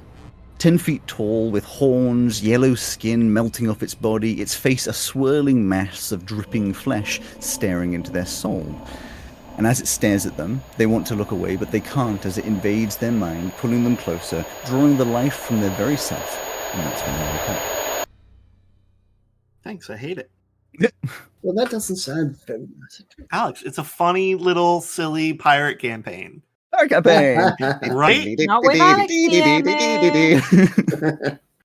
Yo ho ho and a bottle of rum, right, Alex? It's a good point, Rowan. Let's steal everything these people have and sail on our way. You're so right. No one can give much more information because nothing has changed in the last week or so. Just more kids have been affected. You ask about the other adventurer, and you don't really get. No one really seems to be able to give much. Like, he came through asking questions about the kids. A couple of people confirmed that he was staying in a room in the Path Warden's lodge. Seemingly, they offered him free lodging for helping. But the last record anyone really mentioned seeing him is a minimum of about 3 days ago. Holy. Okay. So obviously some people would say 4 or 5, but the shortest amount of time is 3. He's got the mumps. He's got a bad case of the mumps. Stop That is trying to make possible. that happen. What is That's going on with you? Very possible. Unlikely, I have to say, but possible. Right, let's make our way out to the Path Warden's doings. I'm so suspicious because you mentioned that terrible, horrible, cruel, sadistic murderer of the high seas, Sudoku. Only someone in our profession is going to bring up something like that upon recognizing a kindred spirit. Why would somebody in our profession bring it up? Just as a way of being like, I see who you are. I know what you're about. Uh-huh. So he's already rumbled our cover, so we're going to have to kill him anyway. Yeah, possible, or he might not have. Niffy, you roll, you light up, you smoke. That's just good. Yeah. Oh, they're all looking better. Excellent. I mean, you've still got 2 levels of exhaustion, but Yeah. at least you're high now. Right, we wander up the road, keeping a sharp eye out for anything as we go down the road towards the... Well, as you're going up to the lodge, you probably, in those questions, you were talking about going up to the lodge, and someone would have said, out the north path, just a little outside of town, you'll see a mossy roof and a post carved with a tree symbol. That's the Path Warden's lodge. Or, as it would be someone saying it to you, that's the Path Warden's lodge. Don't look like much from the outside, I'll grant you, but it's more important than you think. The Path Wardens keep watch on the forest road, same one you're taking if you're heading to Moonhaven or just fancy wandering through the trees. They walk the trails, keep the beasts at bay, and make sure no one's gone missing longer than they ought. Inside, it's part bunkhouse, part map room, always smelling of leather and pine. They've a hearth going year-round, and if you've got questions about the woods, that's where you'll find your answers. Captain Veln's usually on duty this time of day. He's stern, but he's fair. If you're thinking of going over, just be aware they keep hounds on the right side in cages, and they'll catch your scent as soon as you get close. They're proper high-strung mutts, them, used for tracking down beasts in the forest, so they'll bark like thunder as soon as they sense you. Oh, and mind your step round the back. They keep snares and drying lines out there. Learn that one the hard way, he says as he wanders off. Right. All right. Useful information. As you approach the lodge, you can see that it is a sturdy 2-story timber and stone structure nestled at the edge of the woods, facing the main path into the forest. Weathered shingles, thick beams, and carved lintels speak of decades of use, but the lodge seems to be kept in good order. Functional, not flashy. On the right-hand side, as mentioned, of the building, as suggested, are 4 cages, one much larger than the others. The 3 small ones have wolf-like dogs in them who perk up as soon as you get close and start barking loudly at you. Within seconds, a figure steps out from the building, wiry in frame with striking silver-streaked hair, evidently missing the tip of his left ear and carrying a hooked trail stave. He walks over to the dogs first and settles them down, ensuring them that everything is okay before turning to your group and speaking. And he says, "I'm going to skip the pleasantries and assume you aren't here for a social visit." Yeah. Well, I'm afraid that's true. My name is Monty. May I ask yours? Yeah, listen, I won't be much help to you, so you better come inside and talk to the captain. Yeah, I'm Tansy, Warden Tansy Merrin, Trailkeeper, Beastmaster. Excellent. Good to meet you. Yes, if you have somebody we could talk to, we're interested in the other adventurer that was staying here. Just gestures a "come with me" thing and starts wandering it back over towards the door. Right you are. Off we go. Here we go. Yeah. Eyes open, chaps. I can't walk with them closed. I'm going to keep an eye out for this symbol anywhere in this lodge that we can see. Oh, the swirly one. Yeah. So as you exited the town, you hadn't seen any in like the trees or anything, and you didn't see any on this building. Yeah, but as we're going around inside, I'm going to see if No, I'm just mentioning as you've approached. Yeah. So far. As you push open the thick oak door, you're met with a warm, smoky scent of wood fire and cooked meat. The main hall is a long, rectangular space with an open timber ceiling and smooth stone floor, well worn by muddy boots. To the left, you can see a few closed doors, and to the back left, you can see a small corridor that evidently leads to more rooms. To the right is a staircase that leads to the second floor, a balcony floor that looks down on the main hall. You can see from here that there are a few more rooms upstairs. A large stone fireplace dominates the middle of the back wall, evidently a gathering spot with mismatched chairs around it. Sitting in these chairs are 3 figures. 1. A large, muscular old man, gruff with a stubbly grey beard, wearing leather armour, a large greatsword leaning against his chair, and a tankard in his hand. To his left is a gigantic wolf-like creature, presumably a direwolf, resting peacefully in front of the fire. Number 2, a similarly stocky man with a short golden beard, green cloak, and a longbow placed to his side, reading a book. The longbow is not reading a book before anyone makes it. Which devil fruit did the bow eat? Sorry. It's a bow that could And read. number 3, a young, lanky lad with short blonde hair that is neatly parted. His face is kind, but contorted with concentration as he is polishing his boots with a determined vigour. And as you step inside, Tansy, the one that you spoke to initially, shouts, "Guests!" and then immediately walks up the stairs, away from you. The older man puts his hands to his knees, stands up with an audible strain before walking over to you with a noticeable limp. And as he walks over, he says, "Sorry, lads, the knees aren't quite what they used to be," and puts out a big, strong hand to shake, presumably Monty, who would be standing at the front of your hand. Monty will certainly shake his hand. And grabs like a tough, tight grip, rough hands. Okay, yes. Monty is the name. How are you, sir? Captain Ashthorne Vern at your service. Big one over there is Foxglove, and the kid with the boots obsession is Larkspur. Come on now. Don't be shy. Take a seat, tell us your problems, and don't mind Camellia over there. She looks tough, but she's alright, softy. Just give her a scratch around the ear and she'll be your best friend. Niffy is already there doing it. What's Captain? What? Captain Ash? Captain Ashthorne Vern. Ashthorne Vern. What are the other 2? There's Captain Ashthorne Vern. You were told that the other big one is Foxglove, and the skinny kid is Larkspur. All people that we can kill easily. Captain, thank you for welcoming us to your lodge. We're investigating the rather strange goings on in the town with the children, and in particular, the adventurer who was previously looking into it, who I believe was staying with you here. Oh, yeah, that lad. Yeah, he was a strange one, that. Met him in town when he arrived to give him a proper introduction and all that, you know. We were quite standoffish. Offered him somewhere to stay, just to be nice, and he took me up on the offer. Didn't say thank you, mind. We're using one of the rooms upstairs to work out of. I think I saw him about 3 days ago, in the morning before he set off, and not since. I assumed he's left us in the dust, but we left his stuff behind, and you guys are here, so I'm going to presume that that's not the case. Which guild are you from, then? Same as the last lad, or somewhere else? Yeah, same as the last one. Same one. The Black Kraken. I'll admit I'm a little old-fashioned. I don't know much about this guild business. Yes. Can be quite complex.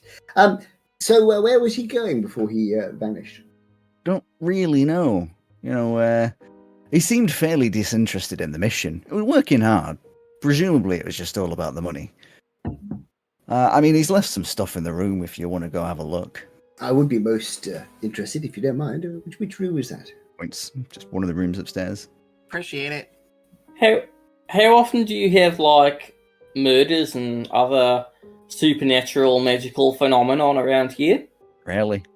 Very rarely. This whole situation with the kids, proper right, got everyone in a tizzy. I mean, we deal with stuff outside of town, but it's just beasts, you know, and rare at that. Have there been any weird beasties lately?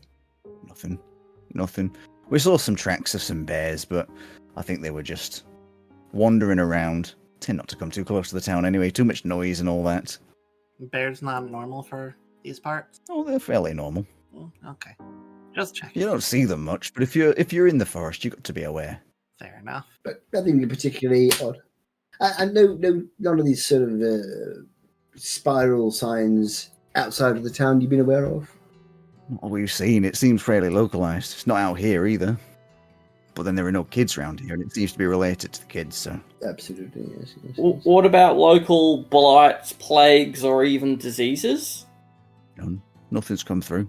The mumps, for instance. Yeah, you heard of the mumps? Can't say I have. Oh, okay. You heard of the mumps? Oh, Mr. Mumps, he's a lovely guy, that. I'm not too familiar with your, like, local deity here. Silvermus, was it? Silvermus, yes. Is there anything in that, like, religion or following that might be anyway related to spirals or perhaps lack of sleep or anything like that? Oh, nothing that would. I mean, Silvermus is just, you know, the god of soil and stone. That's the symbol of the tree you'll see around is, that's theirs. We've got a similar symbol for the Path Wardens, but it doesn't seem associated. I mean, we all pray, you know, go on Thursdays to the church, but couldn't say there's much relation. I see. I don't suppose you happen to know if there are any of those spirals inside the church, are there? Tend not to go down to the town, apart from needing to, you know, sort out any problems or, you know, do some shopping and such. I mean, there's not too many people around town that are handy, so we like to help fix stuff up. It's very decent of you. But I don't go much. I mean, I didn't notice any in the church last I went. Let's go and have a little look at the last chap's stuff. Perhaps there'll be some clues there. Yeah. Door will be unlocked. Yeah. Cool. I'll send the Paladron in to do its little scan to at least look the part. Go ahead. Give us diagnostics. Yeah, I like to imagine your Paladron has the old-fashioned like car thing where it splutters and there's like coming out the back.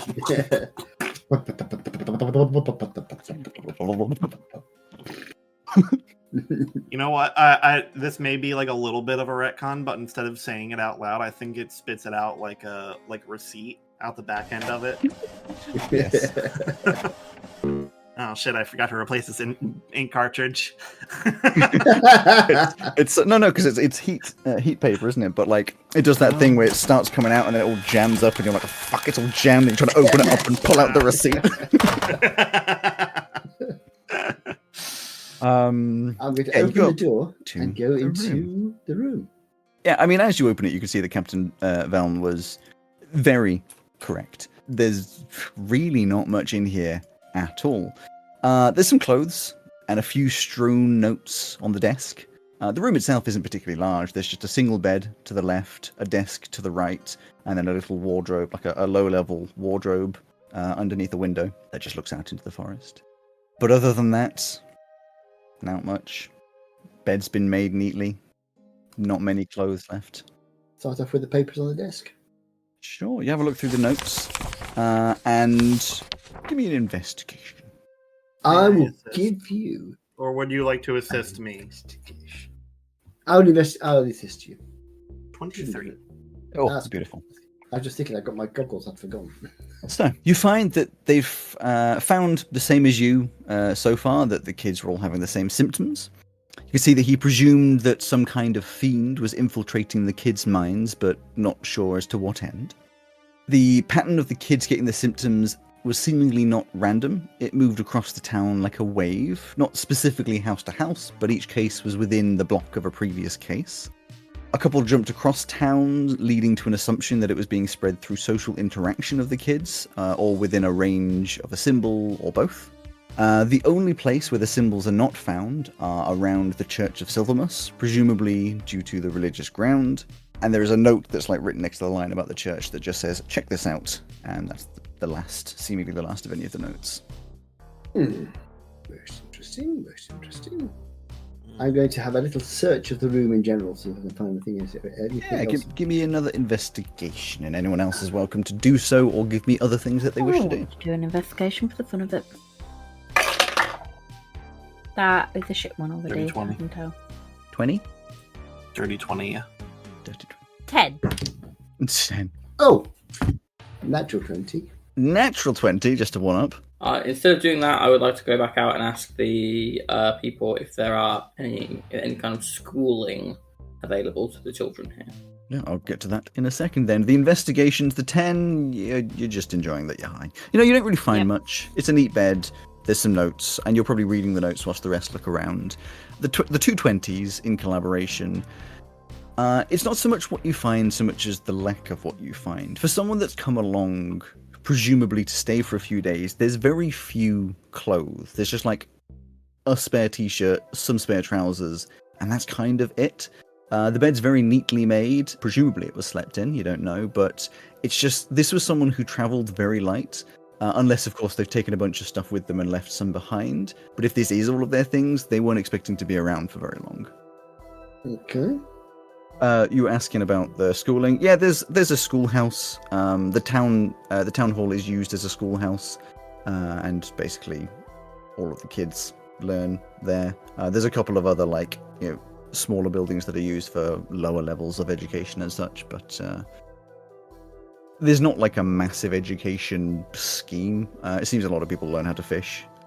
Presumably, it's not so much of a legal thing like in other places that every kid has to learn everything, like go through a full schooling. It's advised and recommended that they all learn basic everythings to set them up for life, but a lot of them just end up following the family business. My thing is, it's a place that they'll all have in common. Yeah. So probably worth checking out. Can I also just percept out the window to see if there's anything weird that you would have seen while staying here? Which you can. 17. It's not like a freshly dug hole with a shoe or something sticking out of it. Outside, you don't see anything strange. What you do see, and this is mostly just flair, is it's very pretty. You know, there's a very dense forest out there of trees that you would recognize, obviously not those specific trees, but like the style of trees. And it's more nostalgic, you know, of where you were. It's been a while since you were here. In fact, you can probably see from here the path that you followed when you were moving north up the coast. But there's nothing out there that would, you look outside and go and run away or anything like that. Okay. Okay. Well, the schoolhouse and church. Schoolhouse and church. Let's do the church first. But it sounds like possibly that's where the last chap was. Or was going anyway. Yeah, well, if we've got to kill him, then we need to find him first. So we should probably do that. Why do we have to kill before him? the other thing. Oh, just in case. We'll see how that goes. Ozzy, maybe you should start considering murder as like not like one of the first few options, but maybe like the fifth one down the line of options if we have a problem to deal with somebody. Oh, but it's so effective. If you kill someone, then they're least likely to get up and try and kill you again. Like, it's not like it doesn't happen, but it's But if it's they're a least guild likely thing. member, the best thing to do is not kill them, because then that'll get the guild investigating us. Just a bit of logic there. It's more of like that problem will be solved, but that'll make a lot more problems that we didn't originally have. So yes, our initial problem will be gone, but then we'll have a bunch more. All right. Well, I thought about it as like if he's already dead, then whatever it is will likely come after us next. But I thought, because we don't like the guild and stuff, like it might be a bit of an issue. We don't like the guild because they are thoughtless, heartless, and only after money. This guy's got no thoughts. He's got no heart. He's kind of like me, no brain, no heart. How do you know? Maybe I shouldn't kill him. Maybe we've got a lot in common. Maybe we should open up a coffee shop together. But I'm thinking of what would you call it? Better than them. That we don't kill people just because, or for money. You know what? I've changed my mind. We're not going to open up a coffee shop. We're going to open up a loan shark business and call it Bones Loans. Yeah!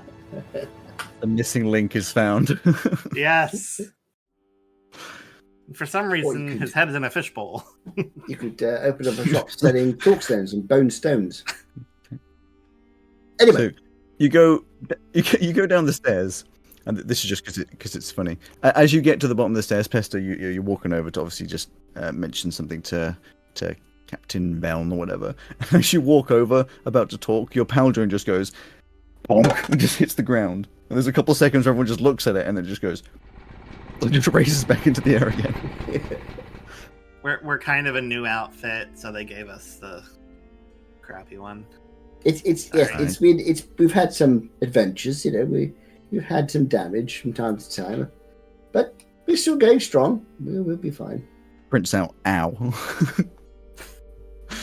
Yeah. And murder is our fifth solution and not our first solution. You see, that's an improvement. I'm presuming this whole time, or should I say, Niffy going back down goes to say hi to Camellia again. Hell yeah. Who at this point just like rolls over, like massive spray of legs, just so you can like rub at the belly. This thing is massive. Just letting out this like groan, this happy groan as you do so. Looks like you made a friend there. Back on the ship, Pumpkin's going. Hey. You're gonna smell of dog later. Pumpkin's like, I know, she's alright, softy that. She's gorgeous. She's good for tracking and, helpful, but resistant to pop. She's absolutely gorgeous. Yeah. This may be my size talking, but she's pretty intimidating to me. Well, it does help that she's intimidating. She could, truly eat me in a single bite. She's bigger than some of the black bears, so it helps scare him away. Which is helpful. We try not to, kill anything out there. They're just nature being nature, Just trying to warn them away, make sure that no one's in danger. True. Well, we've got a couple leads to check out. And thank you very much, Captain, for your assistance. Oh, no worries. Anything that can help out with the town, And you can just call me Ash. Oh, that's very kind. Call me Monty. Yes, perhaps we'll see you later on when we've got to the bottom of all this. Hopefully. Well, if you think of anything else that we can help with, just let us know. That's very kind. But I think you guys doing your job and making sure there's no outside interference will be enough to help. Exactly. And of course, if you come across anything, let us know. We're on the ship in the harbour. Sure. Right, chaps. Let's leave these gentlemen to their relaxation and keeping the town safe. Yeah. You get a nod from Foxglove, who was reading, but just seemingly making notes of some kind. And then Larkspur, still cleaning off some of the boots and things, gives a little wave. I think the boots are clean, but we've been here for a while. If you've ever seen, boots, army boots, where they shine the toes, it's like that, except these are getting I like a have mirror boss done finish. that. I Oh have. god. It's very satisfying when they shine at the end, but it takes forever. Mm. Yes. Happy not to do that anymore. Yes. Marvellous. So, chaps, off we go back to Old Town. Church first, I think. On guard, though, because if our adventurer friend went there and vanished, well, then maybe we should watch out. Sword out, shield up. On the way back, I'm gonna say, honestly, it's kind of seeming like he just kind of got bored and walked out. I would have thought he'd get back and pick up his stuff first. If he was going to leave. I mean, it was like a single shirt and a note. Maybe he got spooked and was like, "It's not worth it," and ran away. It is possible. My business partner to be is almost certainly dead, I think. But it is possible. Mm. So, as we get to the church... Not quite. As you enter back into the town, Okay. moving towards the center of that central crossroads, you can see there's a lot of people who appear to be gathering at the central crossroads. And as you get closer, you can hear the distinct pained screams of a woman. Okay, As not you- good. As you get closer, you see the source. There is a woman at the center of the crossroads, on her knees, clutching the limp body of a child, wailing into the air. Uh-oh. A few other people around are trying to comfort her, only to be pushed away. And the gathering crowd is silent, with a mixture of presumably respect for the woman and a quiet panic as to what might have happened, a gentle murmur appearing with the rumours of what led to the child's death. As soon as we realised what would have happened, I would have first asked someone in the crowd when he died.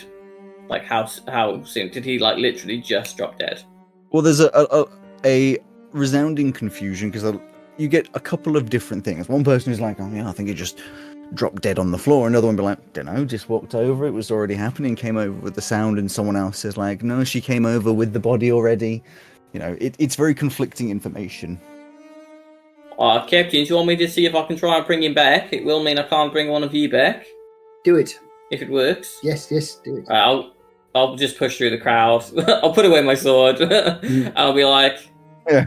I'll glow up my hands with magic.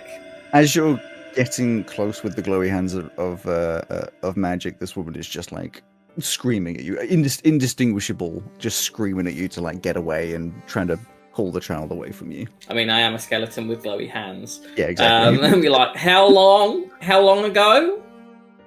I mean, she's not responding to you. I will be walking alongside you. Madam, we want to help. How long since this happened? You're not getting anything intelligible. Fair enough. Alex, if I try and cast a spell and it doesn't work, is it going to consume the components or not consume the components? What's the spell? Revivify, essentially. Oh, I see. So you're saying if it's been longer than a minute and you don't know, right? In that case, you would assume that it won't use the components because it just wouldn't work from the get-go. Okay. Right. I'll I'll just kind of like glowy hand finger tap the forehead and attempt to snatch from death. She would be moving around and trying to stop you from doing this. So give me, I guess, kind of like a give me an athletics or an acrobatics equivalent of like grappling, but not. That's a natural 20 for 23. You just like grab her, like maybe not like on purpose, like just grab her wrist, and she's just a townfolk. She can't move compared to you, and just prod the child on the head, and nothing happens. And now she's just screaming at you. Can I try and calm her down? Okay. Seeing that nothing has happened, I will. I can of my choice. I will do my a green marrow flash cantrip, but I'll not like target any creature. So it's just kind of like a release of energy, so it makes it look like some green light shines out from behind my glass eyes and from me, just to make it seem like there's been some magic rather than just me going. So you're Nothing just happened. He's at peace now. But you get the chance to try and calm her down. This is when a half-elf with greying blonde hair, but a disproportionately young face, emerges from the crowd, who's obviously looking around and calls out to everybody, just saying, "Okay, everyone, please move on. Let's give Mrs. Angler some space. Come on now, let's get moving. Yes, I'm looking at you, Crobin. Come on," and like coming over to you as well, like shifting you away, just like, "Come on, come on." I will stay there until the captain tells me otherwise. Ozzy, step back over here. Thank you very much for trying. All right. And as she calls out, the crowd starts to disperse back into the streets as the lady moves over to the crying woman. Evidently, she has some kind of stature because nobody seems to be questioning her, saying everyone should move on. Very quickly, she's joined by a stocky old dwarf who lifts the boy as they move away in the direction of the town hall. But as they start to move away, and you've obviously stepped backwards, the half-elf lady catches probably your eye, Monty. Actually, no, probably Pesto's eye, because you have the Paldrone next to you, and gives you a little, like, come with us gesture with her head. Yeah. Let's go. They're inviting us along. Well, let's go then. Thanks for trying, Ozzy. Shame it didn't work. Well, that's all right. Yeah, that's what you said to do, so I just thought, it might work, but apparently not. Nah, worth a try. Always worth a try. You follow behind and eventually get to the town hall, and you can see just ahead of you, the half-elf says something to the dwarf, who takes the lady and the child inside before she turns around and moves to you, sort of not blocking you, but sort of stopping you from getting to the stairs up to the entrance to the town hall, and says, I didn't expect backup to arrive so quickly. I presume Borton sent you. We were sent to investigate where he's gone. We've not heard from him for a while. Borton? Oh, our colleague from the Black Kraken, he's gone missing. Oh yeah, Scorn's not been around for a while, but I'm assuming Borton sent you. I don't know who that is. Cat, you're in charge, not us. Perhaps I can clear up the confusion here. You're talking about boss back at base, I assume. I'm afraid we get our instructions. We don't actually come from the guild itself. We are a wandering band, and they send us information by letter. So I don't really know who the chap in charge is. Give me a deception. That is a 17. She says, I don't... Whatever. You're here We're here to for the help. kids because Scorn's not... He's gone missing, right? Yeah. Good. So we're here. I'm Tasmin Latch, one of the council members. Oh, just sort of pauses for a second, deep breath. Looks up into the sky, gives her eyes a little rub, and is just like, right, I don't really know what to say. I mean, this is the first death we've had related to the spirals, or at least I assume it's related. I mean... Any idea? Did the child just drop dead, or what happened? Absolutely no clue. Listen, we'll have to work that out. I arrived after you did, so... I mean, fuck knows where we go from here. Town's going to be in a right panic, and rightly so we need to get this sorted fast, so... Are you aware of when this child started showing symptoms? Not this one in particular. I mean, they've all been showing for weeks. It's been about 4 weeks since some of the first cases, and there's not been many more in the last week, but that's only because there's not many more kids left. And this isn't one of the earlier kids who's had it for the longest or anything, as far as you know? I don't think so. I really couldn't tell you. I'm No, assuming fine. you haven't managed to speak to Scorn yet. Nope, haven't even found you yet. From reports, they seem to be missing. Yeah, too right. They've 3 days or so they've not been seen. Fucking what are we paying for? The last note we found from them at the Pathfinders, or Path. Wardens. Wardens. Wardens. The Pathwardens. Pathfinder's a Lodge, different but thing. they- We're not allowed to talk about it while we play the engine. Yeah. The notes at the Pathwardens Lodge suggested they were checking out the church. I recognize you. Pointing to Pesto. I'm from around here before I joined the guild. Oh, right, well, you probably have heard the mayor's been out of town for a few days. He was travelling up to Moonhaven, trying to get some funding for some new fishing boats, so I'm the one left in charge. All that to say, you've got free reign in the city. Just look about and sort this shit. I mean, don't take the piss, obviously, but I need you working fast. I know it's going to require a bit more access than the usual person would have. And as she's saying this, she's reaching into a pocket and pulls out a very fancy coin, slightly larger than a gold piece, with an image of a tree on one side and a stone on the other. And you can see just around the edge on one side it says Tasman Larch, and on the other side it says Deputy Mayor and Community Mediator. And just hands out and says, look, take this. It's not an official pass of any kind, it's just my council coin, but should be enough to let people know I've sent you. And, I'll let people know with word of mouth. All right. Well, that's very kind. Thank you. It will certainly help. Appreciate it. Don't thank me, just sort this out. I cannot have more kids dying. I don't know what's caused it, but it's got to be sorted. Do you have any more information that you can give us? Anything beyond the sort of obvious, that the signs, the kids have nightmares, a colleague vanishing 2 or 3 days ago?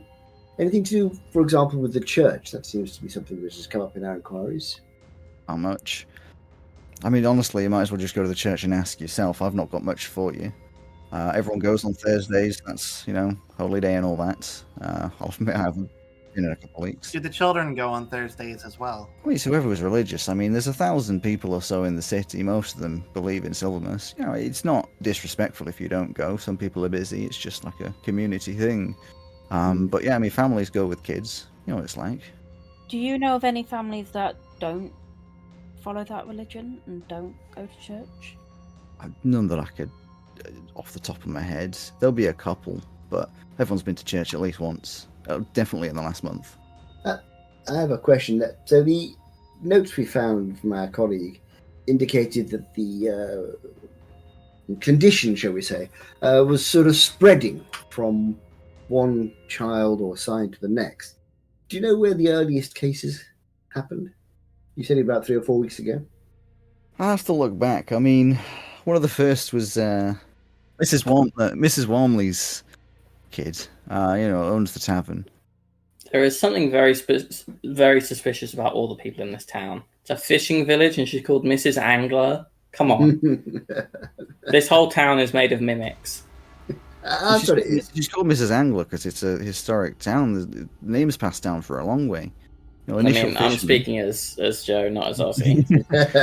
Ozzy's thinking about how Mr. Mumps is tied to all of this. It's just Joe that knows that they're all mimics. Thank you, Deputy Mayor. We'll head over to the church. We'll get back to you as soon as we have anything to report. She nods and starts to move back to the entrance of the town hall, but pauses and turns around and says, listen, putting a lot of trust in you, so don't fuck about, okay? This town barely has enough cash to pay the ridiculous guild fees, so if you waste my time, I'll make sure you fucking regret it. At which point she pauses again and just, pinches her nose and is like, I'm sorry, shouldn't rag at you, it's not your fault, I know. The death just has me shaken. It's fine, they're used to me. It's not an excuse, just, do what you can. And just I understand. Death is never easy. Right, chaps. Church, and it looks like we have a bit of more time pressure than we thought. Just be thankful that the deception worked. Yes. Did Borton send you? I don't know who that is. The one time I don't immediately just take the reins and say, "Yeah, of course." It's just funny. We got Purdy going, "Who?" and Joe going, "Who?" Hey, I played it off as this, and if he doesn't know who actually sends them, she just listens to Captain. Which we all know isn't fucking true. It's just very funny. Well, that's why he's got his good charisma. He's the talker. Yeah, that's right. Yes. Ozzy has a negative charisma. I had my charm goggles on standby then. Oh, Niffy's charisma's not bad. As you walk down the northeastern path where the woods begin to thicken, you see a striking but simple stone building. Built from the same grey-blue stone used in much of Ithrin's construction, it is square-shouldered and simple, with timber-framed windows and a thatched, gently sloping roof. Ivy curls up the sides, especially on the northern face, where the suns never quite seem to reach. The church bears no grand iconography on the outside, only a carved relief of twisted tree roots above the door, an emblem of Silvermus, the god of soil and stone. A circular stained glass window set high on the front wall glows with amber and green light during the morning suns. Rather than a traditional spire, the church features a Root Spire, a large intertwined wooden structure that curls up from the back of the roof like gnarled roots reaching towards the sky. Crafted from weathered driftwood and forest oak, it has no practical purpose but is deeply symbolic. Pesto, you would know that locals say it represents the spirit of Silvermus reaching from the earth to commune with the sky, a gesture of connection between root and wind, depending on if you believe in it or not. The doors are open to the air, showing the stone floors and low wooden beams inside. The light is soft, flickering through the green and amber-tinted windows, casting leafy patterns on the rows of wooden benches that face a small raised platform at the front.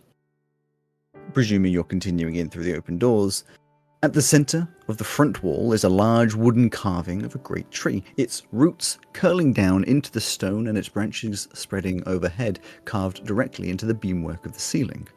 A small stone basin rests at the back of the room, filled with water and smooth stones used in quiet rituals of grounding and remembrance. Standing in front of the basin, with his head bowed, is a dwarven man, stocky and wide, with a large ginger beard braided all the way down to the floor that he holds over one of his arms, and a shining bald head. He wears a long gown with green and brown coloration and the symbol of Silvermus on the back, a tree with branches reaching to the sky. And as you enter, he turns to you and speaks, his voice echoing through the halls. "I thank the fucking gods you're here. The name's Parson. Talk's your Bearfighter. Just call me Talk, the rest of these fuckers do." Well, You are my type of person. nice to meet you too, sir. That took me out. What's it? You're very chipper for, the holy man of a place where a child has just died. Chipper? I wouldn't call that chipper. A fucking chipper. It doesn't take a fucking genius to work out you'll hear about the kids, and I assume more specifically about Mrs. Angler's boy. May you rest in peace. But the real question here is, are you going to be as much of a disrespectful shitebag as the last guy? We hope Well, not. That's actually why we're here. One of the reasons we're here is obviously we're trying to catch up on whatever he may have found out. Our friend Scorn. We understand he was investigating the church. Aye. Do you know what he was investigating for, where he went, what he was doing? He came along because he said that the spiral symbols aren't around the church, which, he's correct. I mean, I'm assuming it's because it's sacred grounds. It's holy in some ways. We don't get, communication from the gods like some do, but it's sacred in its own way. But I mean, he was rude and disrespectful, interested in the crypts for some reason. I told him he couldn't go there since it's sacred and sealed. That's about the last I heard of him. Didn't care for the inside of the church. I see. And where are the crypts? Yes. Where are them? The crypts, they're underneath. Where's the entrance? They're underneath this building. If you're looking to go to the entrance, I'm not going to let you go down there. No, I No, was interested to know where the entrance is. Give me persuasion. I'll give you a persuasion. Can I pull the coin out as well to assist in the persuasion? Yes. It's like we have the blessing of from Tasman Larch. Not It's a blessing. good idea. Remember the name. 25. I wrote down the name. I've written down a lot of 25. these. 25. I'll do my Bambi eyes. Right. Has been sent you around. That's fine. Listen, the entrance around the back, it's sealed up. There's a slab over the top. It's not crypts that we use. It's old crypts, There's not much down there. Have you ever been down there? Not me personally. Fair enough. When you say around the back, you mean outside? Outside, around the back, yeah. It's in the gardens, right up against the back of the church. There's an archway. It's quite hard to see, to be fair. It gets overgrown. I'm wondering whether our friend may have ignored your very sage advice and gone and investigated. Fucking might have. I'm too busy at the moment. Everyone's trying to come along and, helping people pray for their kids. Understandable, and I hope you can help them in their hour of distress. Do what I can. Are you aware of what kids have been affected and when they were? Fucking all of them. Do you know which was the first to be affected? Where the infection of it is started? I don't know the first, but I know that Mrs. Wormley's girl was one of the first. Yes, we've heard that, so it's possible, I suppose. If it came from outside, then the inn would be perhaps somewhere it might have started from. Might be. I only remember because she's, everyone knows Mrs. Wormley. Yes, yes. How long has Mrs. We've Wormley only been here? got her not that long ago, and we know who she is. How long's she been here? Generations. Yeah, She's no. not been here generations. Her family's been around for generations. Well, yes. Unless Some great grandpappy started the tavern. Longer than me, anyway. I see. Thank you. Well, thank you. I didn't actually write his name down, so Monty might remember, but I don't. It's Parson Torkjer Bearfighter. Bear fighter. Torkjer Bearfighter. But he said, just call me Talk. Yeah, that's Talk Bear Fighter. Talk. If Wormsley's been around for ages, what about this Mumps character? How long has he been lurking around your town? Mr. Mumps. I don't know, he's longer than I have. So Yes, suspicious. Do Particularly. we know how old Talk is roughly? Like, can we gauge by looking at them? I mean, he's an older dwarven man. His beard hasn't grayed, as would be, fairly regular of, any dwarf above the age of about 120. So you'd assume he's somewhere around 80 to 100. 100-ish. Yes. Middle age. And the accent would give away that he's most likely from Kugurum. Or at least family is. Well, thank you, Talk, and we'll get back to you if we have any information. Right. So, yes. Hope your God goes with you. Yeah, Silvermus. I'm going to presume you're not exactly devotees of Silvermus, but Sadly, if not, you want but to put a little prayer before you leave, you're always welcome to.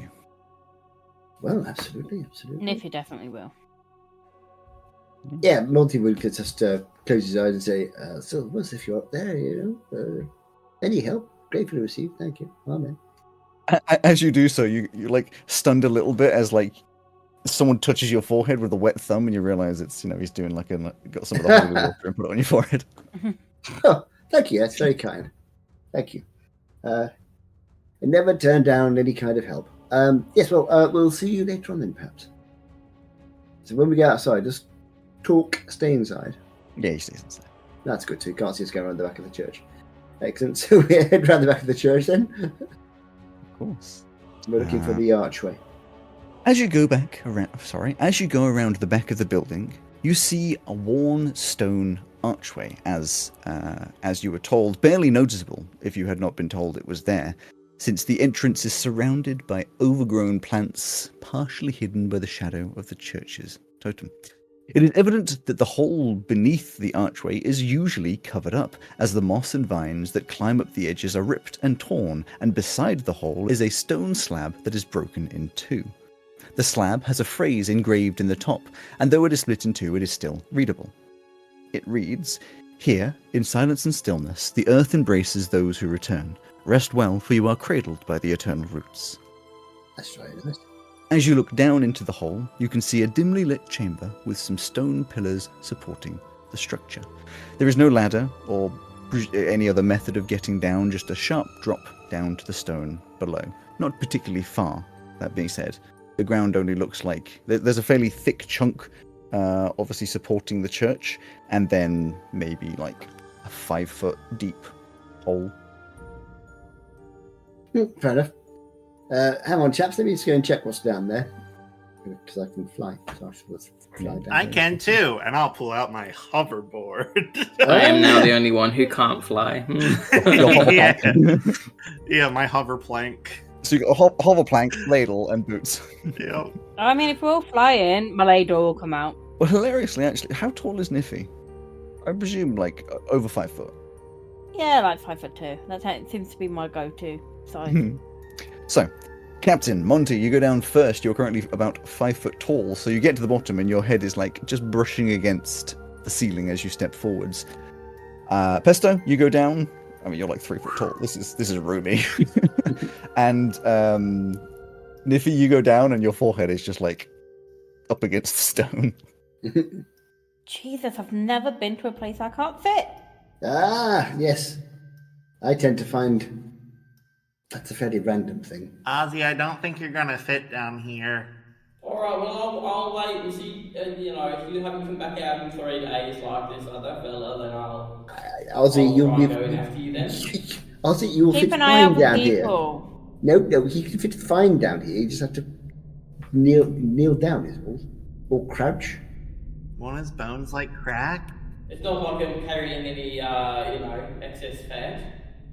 Yeah. True. I'm not even skin and bone. Yeah, but your armor is even bigger than skin and bone. That's true. That's fair. How are the knees? Can you walk along with bent knees for a while? Are you sure? I mean, I don't mind crawling. I'd like Ozzy down here just in case we come across anybody who's stronger than I am, which is anybody more than an earthworm, basically. If we end up having to fight in these hallways, Ozzy's not going to be much use to us. No. I can stand behind him. Wow, so now we know how you feel about us. Ew. We're just here to provide for you. He's wearing armor. You are But also get hurt still. Well, I know. Anyway, get down here, Ozzy. Alright. And I'm going to start off down the corridor. It's not very far, so obviously there's no like damage or anything. But No, you said when it's your like feet hit the ground, your My head head is just touching the ceiling. your neck is Yeah. like your chin is at where the ceiling is, so you have to bend down and fit inside. As you drop down, you can all see that the crypt is very simple in and of itself. The area you land in is a small stone chamber, barely 5 feet tall, with a few old plaques on the walls, faded and unreadable. Faded and unreadable. Yeah, this area is maybe like 10 by 10, probably a bit smaller, so all of you standing in there, it's kind of crowded.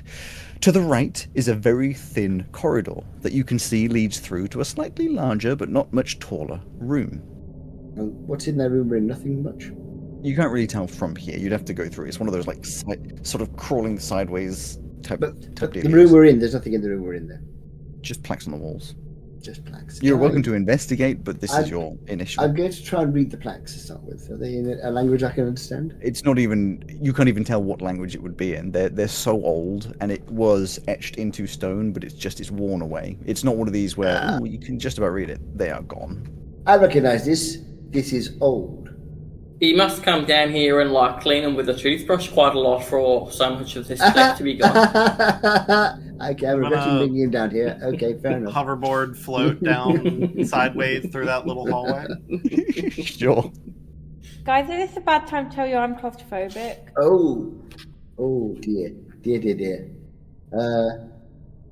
Yeah. Why would you want to live on a ship if you're claustrophobic? You can always go on the deck, can't you? Because there's still enough room in the ship. I mean, our ship's not tiny.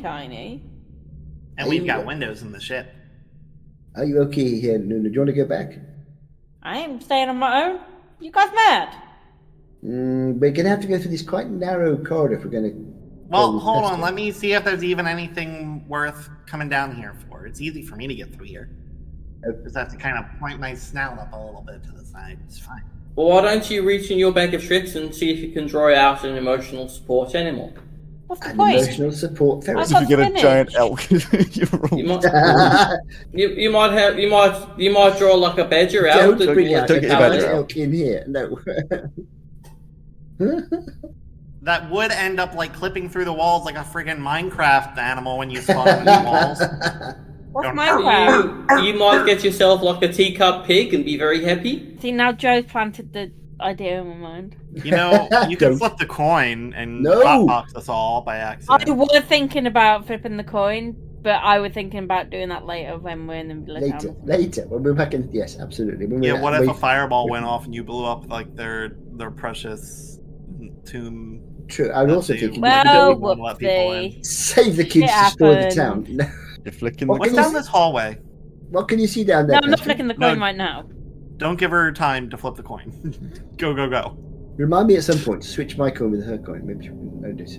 Absolutely fucking not. Over hers and my dead body. The second chamber is split into two sections. On the left are a few in-wall tomb shelves, sealed away with inscriptions on the side. For clarification, when I say sealed away, I do not mean a la Skyrim, where you got the Draugr sort of sitting on them, where you can see both the heads and the toes. This is, they'd be lying away from you. So toes would be at your end and their head would be away from you, but it's all sealed up so you can't even see them. Don't show me their toes. Well, you can't see them because it's sealed up. Sealed away with inscriptions on the side. These inscriptions are once again unreadable due to time, but it is evident that they were the names of those inside. On the right-hand side are two freestanding sarcophagi, what a word, parallel to each other and identical. They are simple and made of stone carved with detailed edges and supposedly normally sealed shut, but as you look at it now, that is not the case. The one slightly further away from you has been pushed open, the top resting in many broken pieces on the floor. Inside is the shape of a body that was evidently wrapped in vines before burial, but those vines and the body within have long since degraded down. But most importantly is the half-burned hobgoblin body lying still, folded over the side of the open sarcophagus.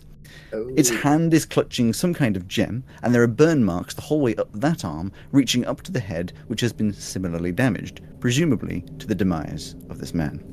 Well, he's dead. Hey, Ozzy, I found your business partner. Oh, yeah, is he doing alright? Well, I think he's been better. Alright, is he going to be able to read over my business plan once I've come up with it? Well, his eyes have been sealed shut with burnt flesh, so no.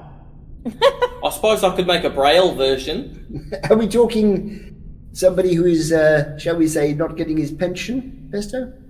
Certainly not. Got it. Okay. The fuck's a pension? Rent you'll never receive. I'm going to make my way through the narrow corridor as well. Sure. Yeah, I mean, it's a squeeze, but more than traverse. Be very careful. Something here killed. There's something in his hand there, and his arm obviously burned, which is not a good thing. So that gem possibly. I don't fancy touching it. I don't know about you. Let me see. I tell you what, I'm going to use Mage Hand and see if I can pick up the gem in the Mage Hand. How far away are you standing? This chamber would be maybe 20 feet wide, and then about 10 feet deep. I think Mage Hand. So you'd be coming out sort of in the middle. In fact, I'll say it's 25 feet wide, so you can come out in the middle, and then there's 10 feet to the left and 10 feet to the right. On the right of these sarcophagi, and on the left. The range of Mage Hand is 30 feet, so I can wherever I stand at one side and do that. Pesto, are you going to try and clutch up against the wall? Sure. I don't I don't like how quickly this is going. Yeah, you picking it up? In my Mage Hand, yes. Or at least I'm going to poke it with my Mage Hand, actually. You're just going to poke it? First of all. Yeah. Try and poke it out of the burnt hand of the... Sure. You give it a little poke around, and because it's far away, you can't really see much, and the hand's like ash crumbles away.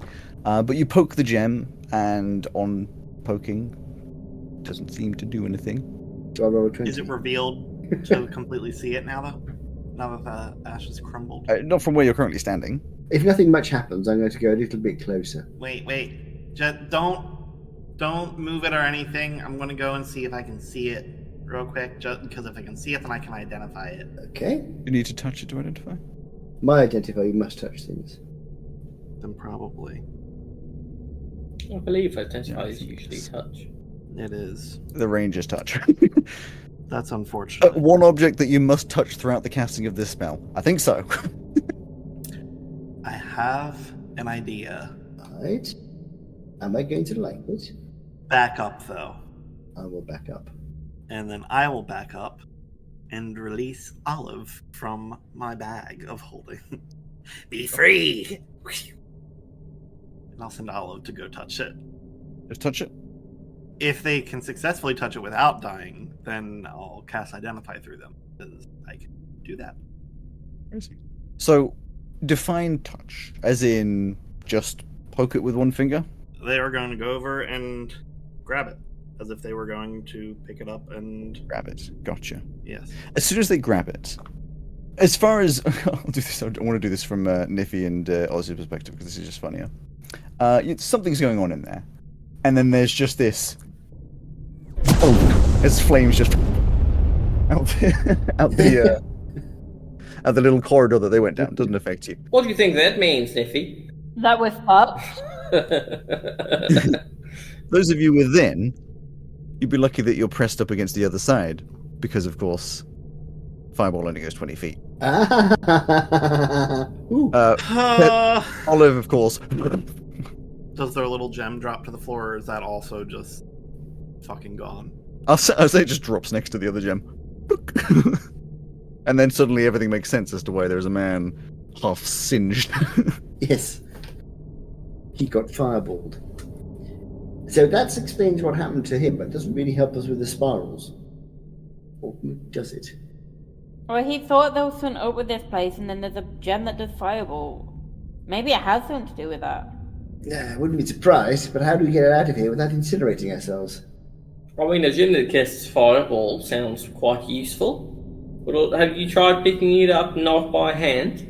Well, I can try. Or like since it casts a fireball? Because it might not be like... It's unlikely to be just like an infinite source of fireball. I'm going to use my mage hand again, keeping well back into the corner, and try. Wait. Let me go pick up Olive's gem first. Sure.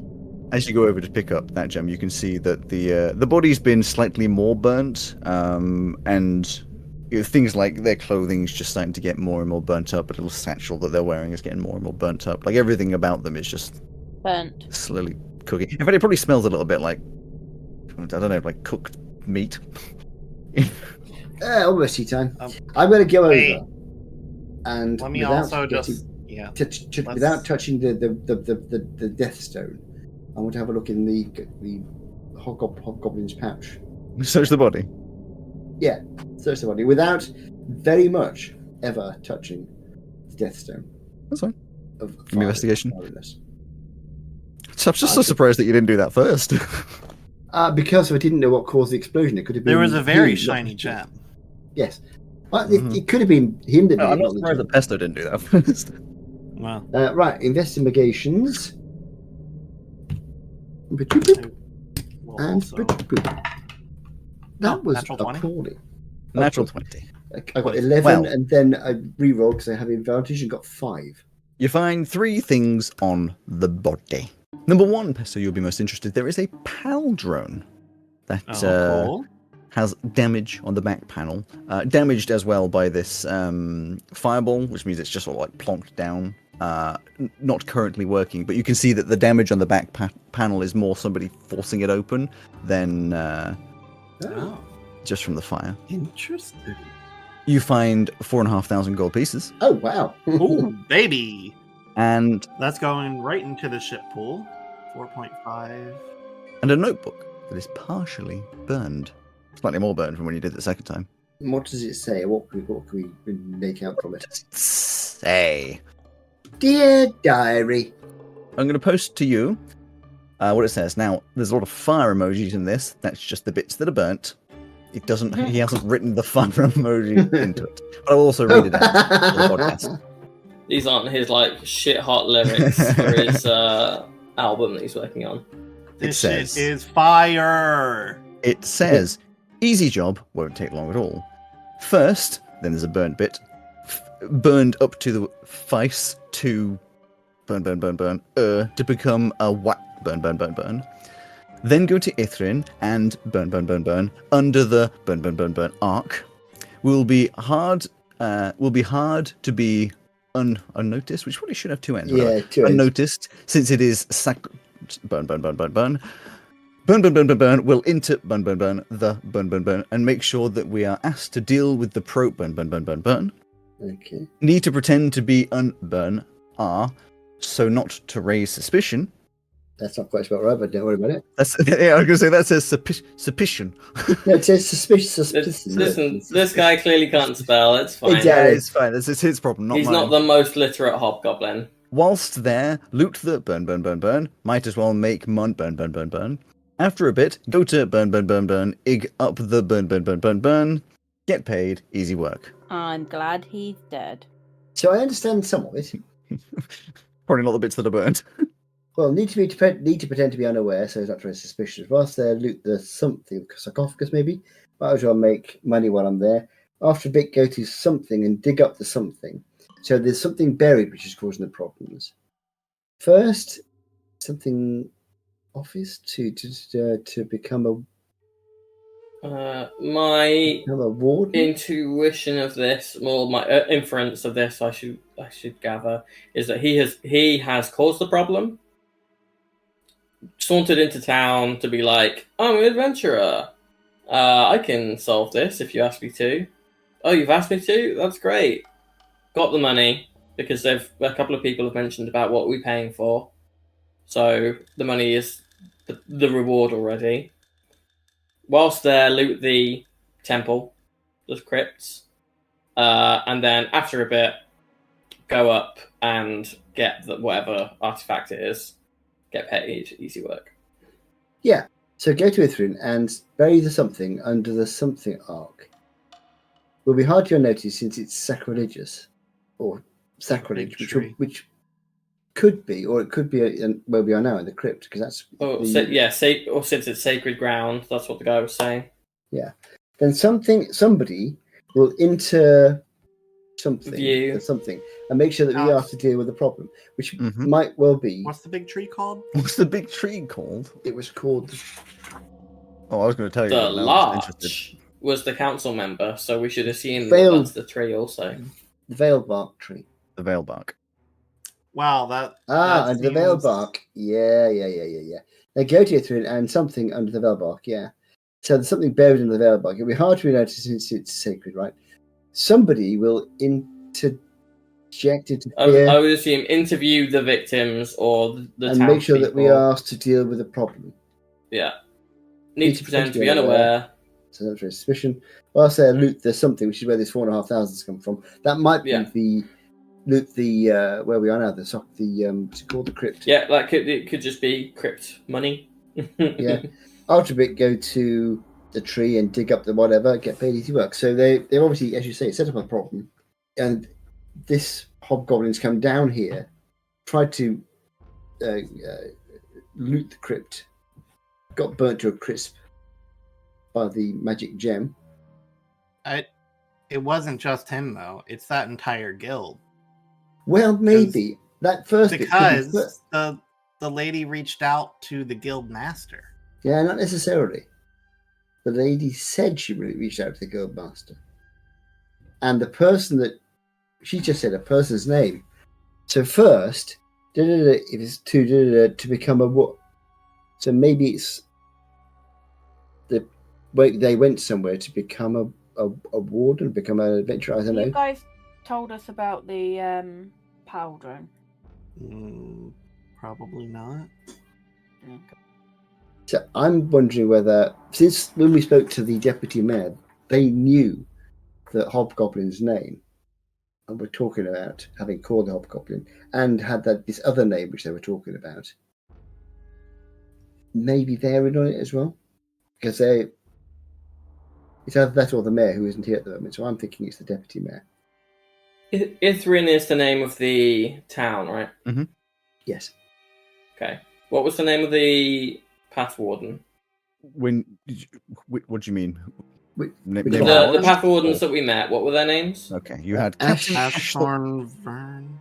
Captain Ashthorn Veln, Veln, Veln. Uh-huh. You were told the name Foxglove, and you were told the name Larkspur. Okay, Larkspur. Oh, and sorry, you were also introduced to Tansy Merrin, who's the first one you met. Okay, Larkspur and presumably could end or is likely to end in an ER. Doesn't have to be SPUR, does it? So first, something sacrifice to Larkspur to become a warden guest or get in with the wardens. Go down to the town, bury the thing under the tree. Or the first bit's nothing to do with that, and it's first, as you say, sacrifice something to somebody. What was the name of the god here? The name of the god here, Silvermus. So it's not Silvermus then. What was the name of the trickster god? Arama. Armashan. Aramashesh. Ara what? Armashan. Armashan. So it's not Armashan either. He wasn't a warden though. I don't think it's warden. First, make a sacrifice to something to become and then maybe they've got. I mean, it could be warlock for all we know. Could be warrior. Could be anything. Then go to Ithrin and put something under the. So the point is, there's going to be something underneath that tree. Yes. So if we go up there Yeah. and detect magic around the tree roots, we might find something. How? Yes, we can do that. We know how to solve the problem now, but how do we explain this? We don't explain it yet. Well, first of all, let's go see if there's something actually there. I mean, the thing is, it's possible that it's this deputy mayor, but we don't know for certain. I'm just really assuming it's the guild. They kind of suck. No, I don't know, because so and so will enter something and make sure that we are asked to deal with the problem. Somebody from here. But don't forget how Asked. Brian's been hacked. I mean, I could try Not doing. hacked, but- I could try doing a charm person on our friend the deputy mayor and see if we can get some answers. If anybody's got something better they can use. But if they're actually involved, why would they give us the best they can to go around and get access wherever we need to? Because they think we work for the same group. Oh.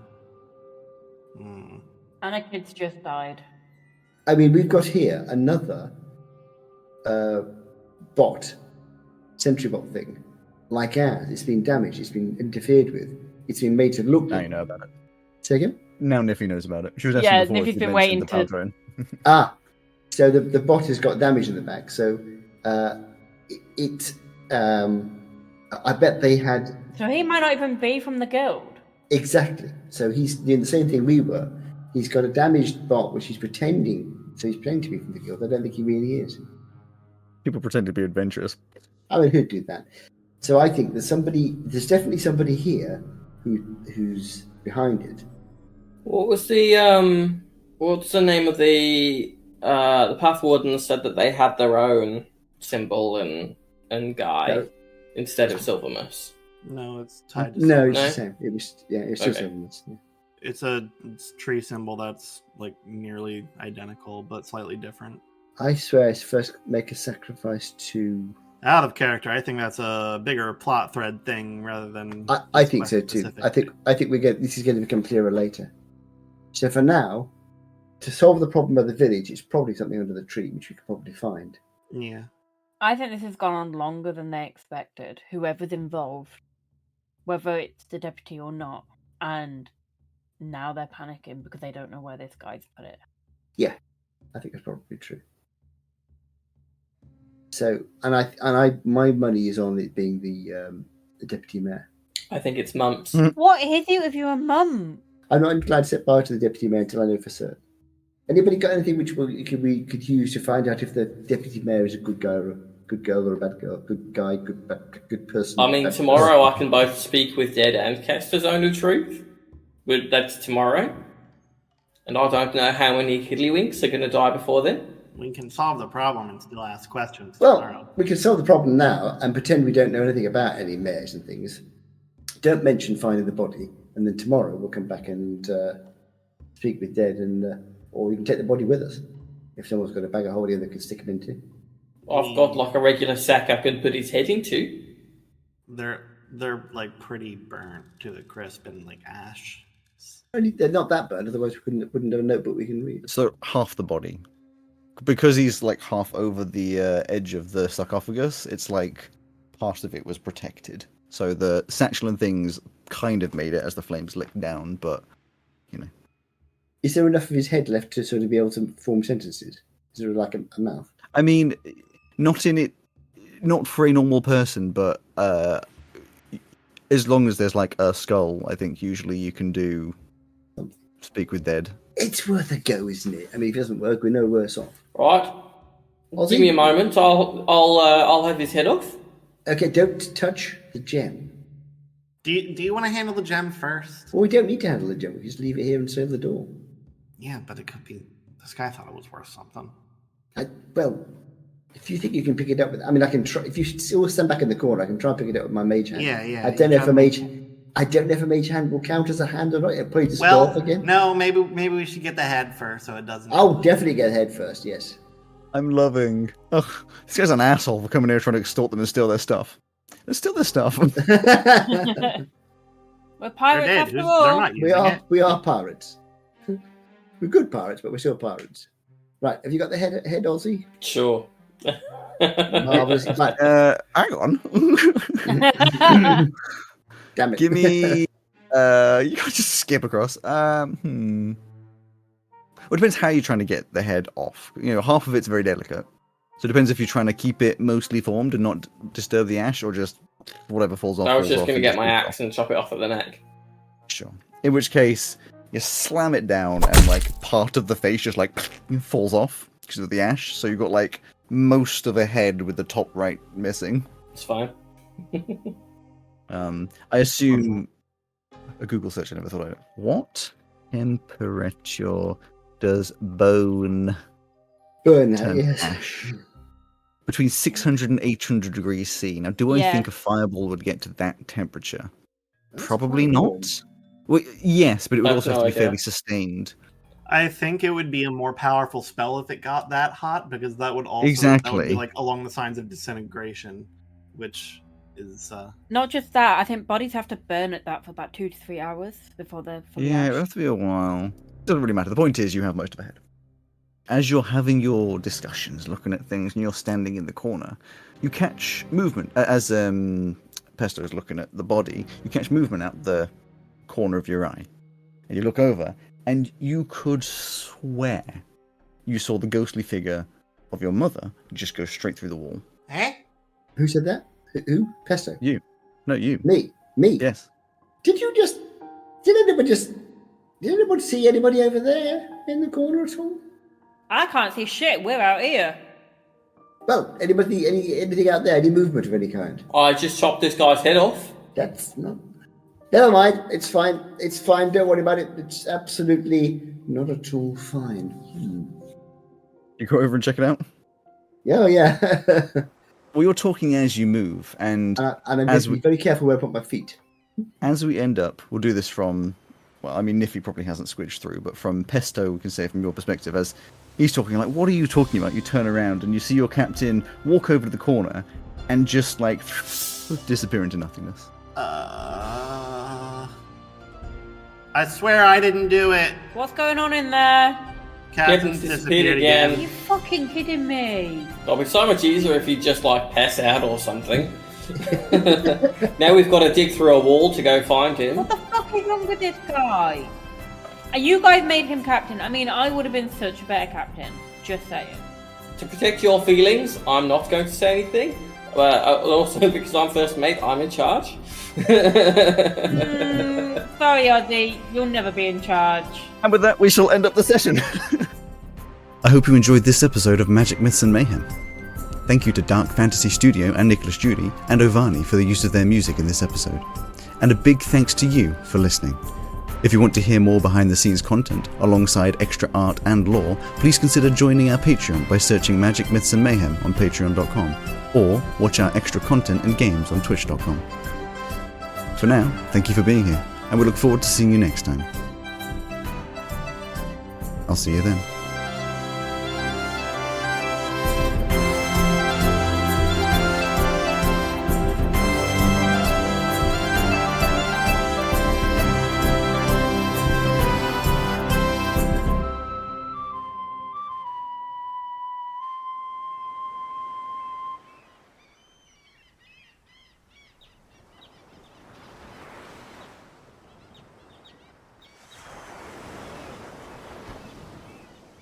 You're going to have to bleep out all references to where Mark is going so that it's not a spoiler for when you ask us next week.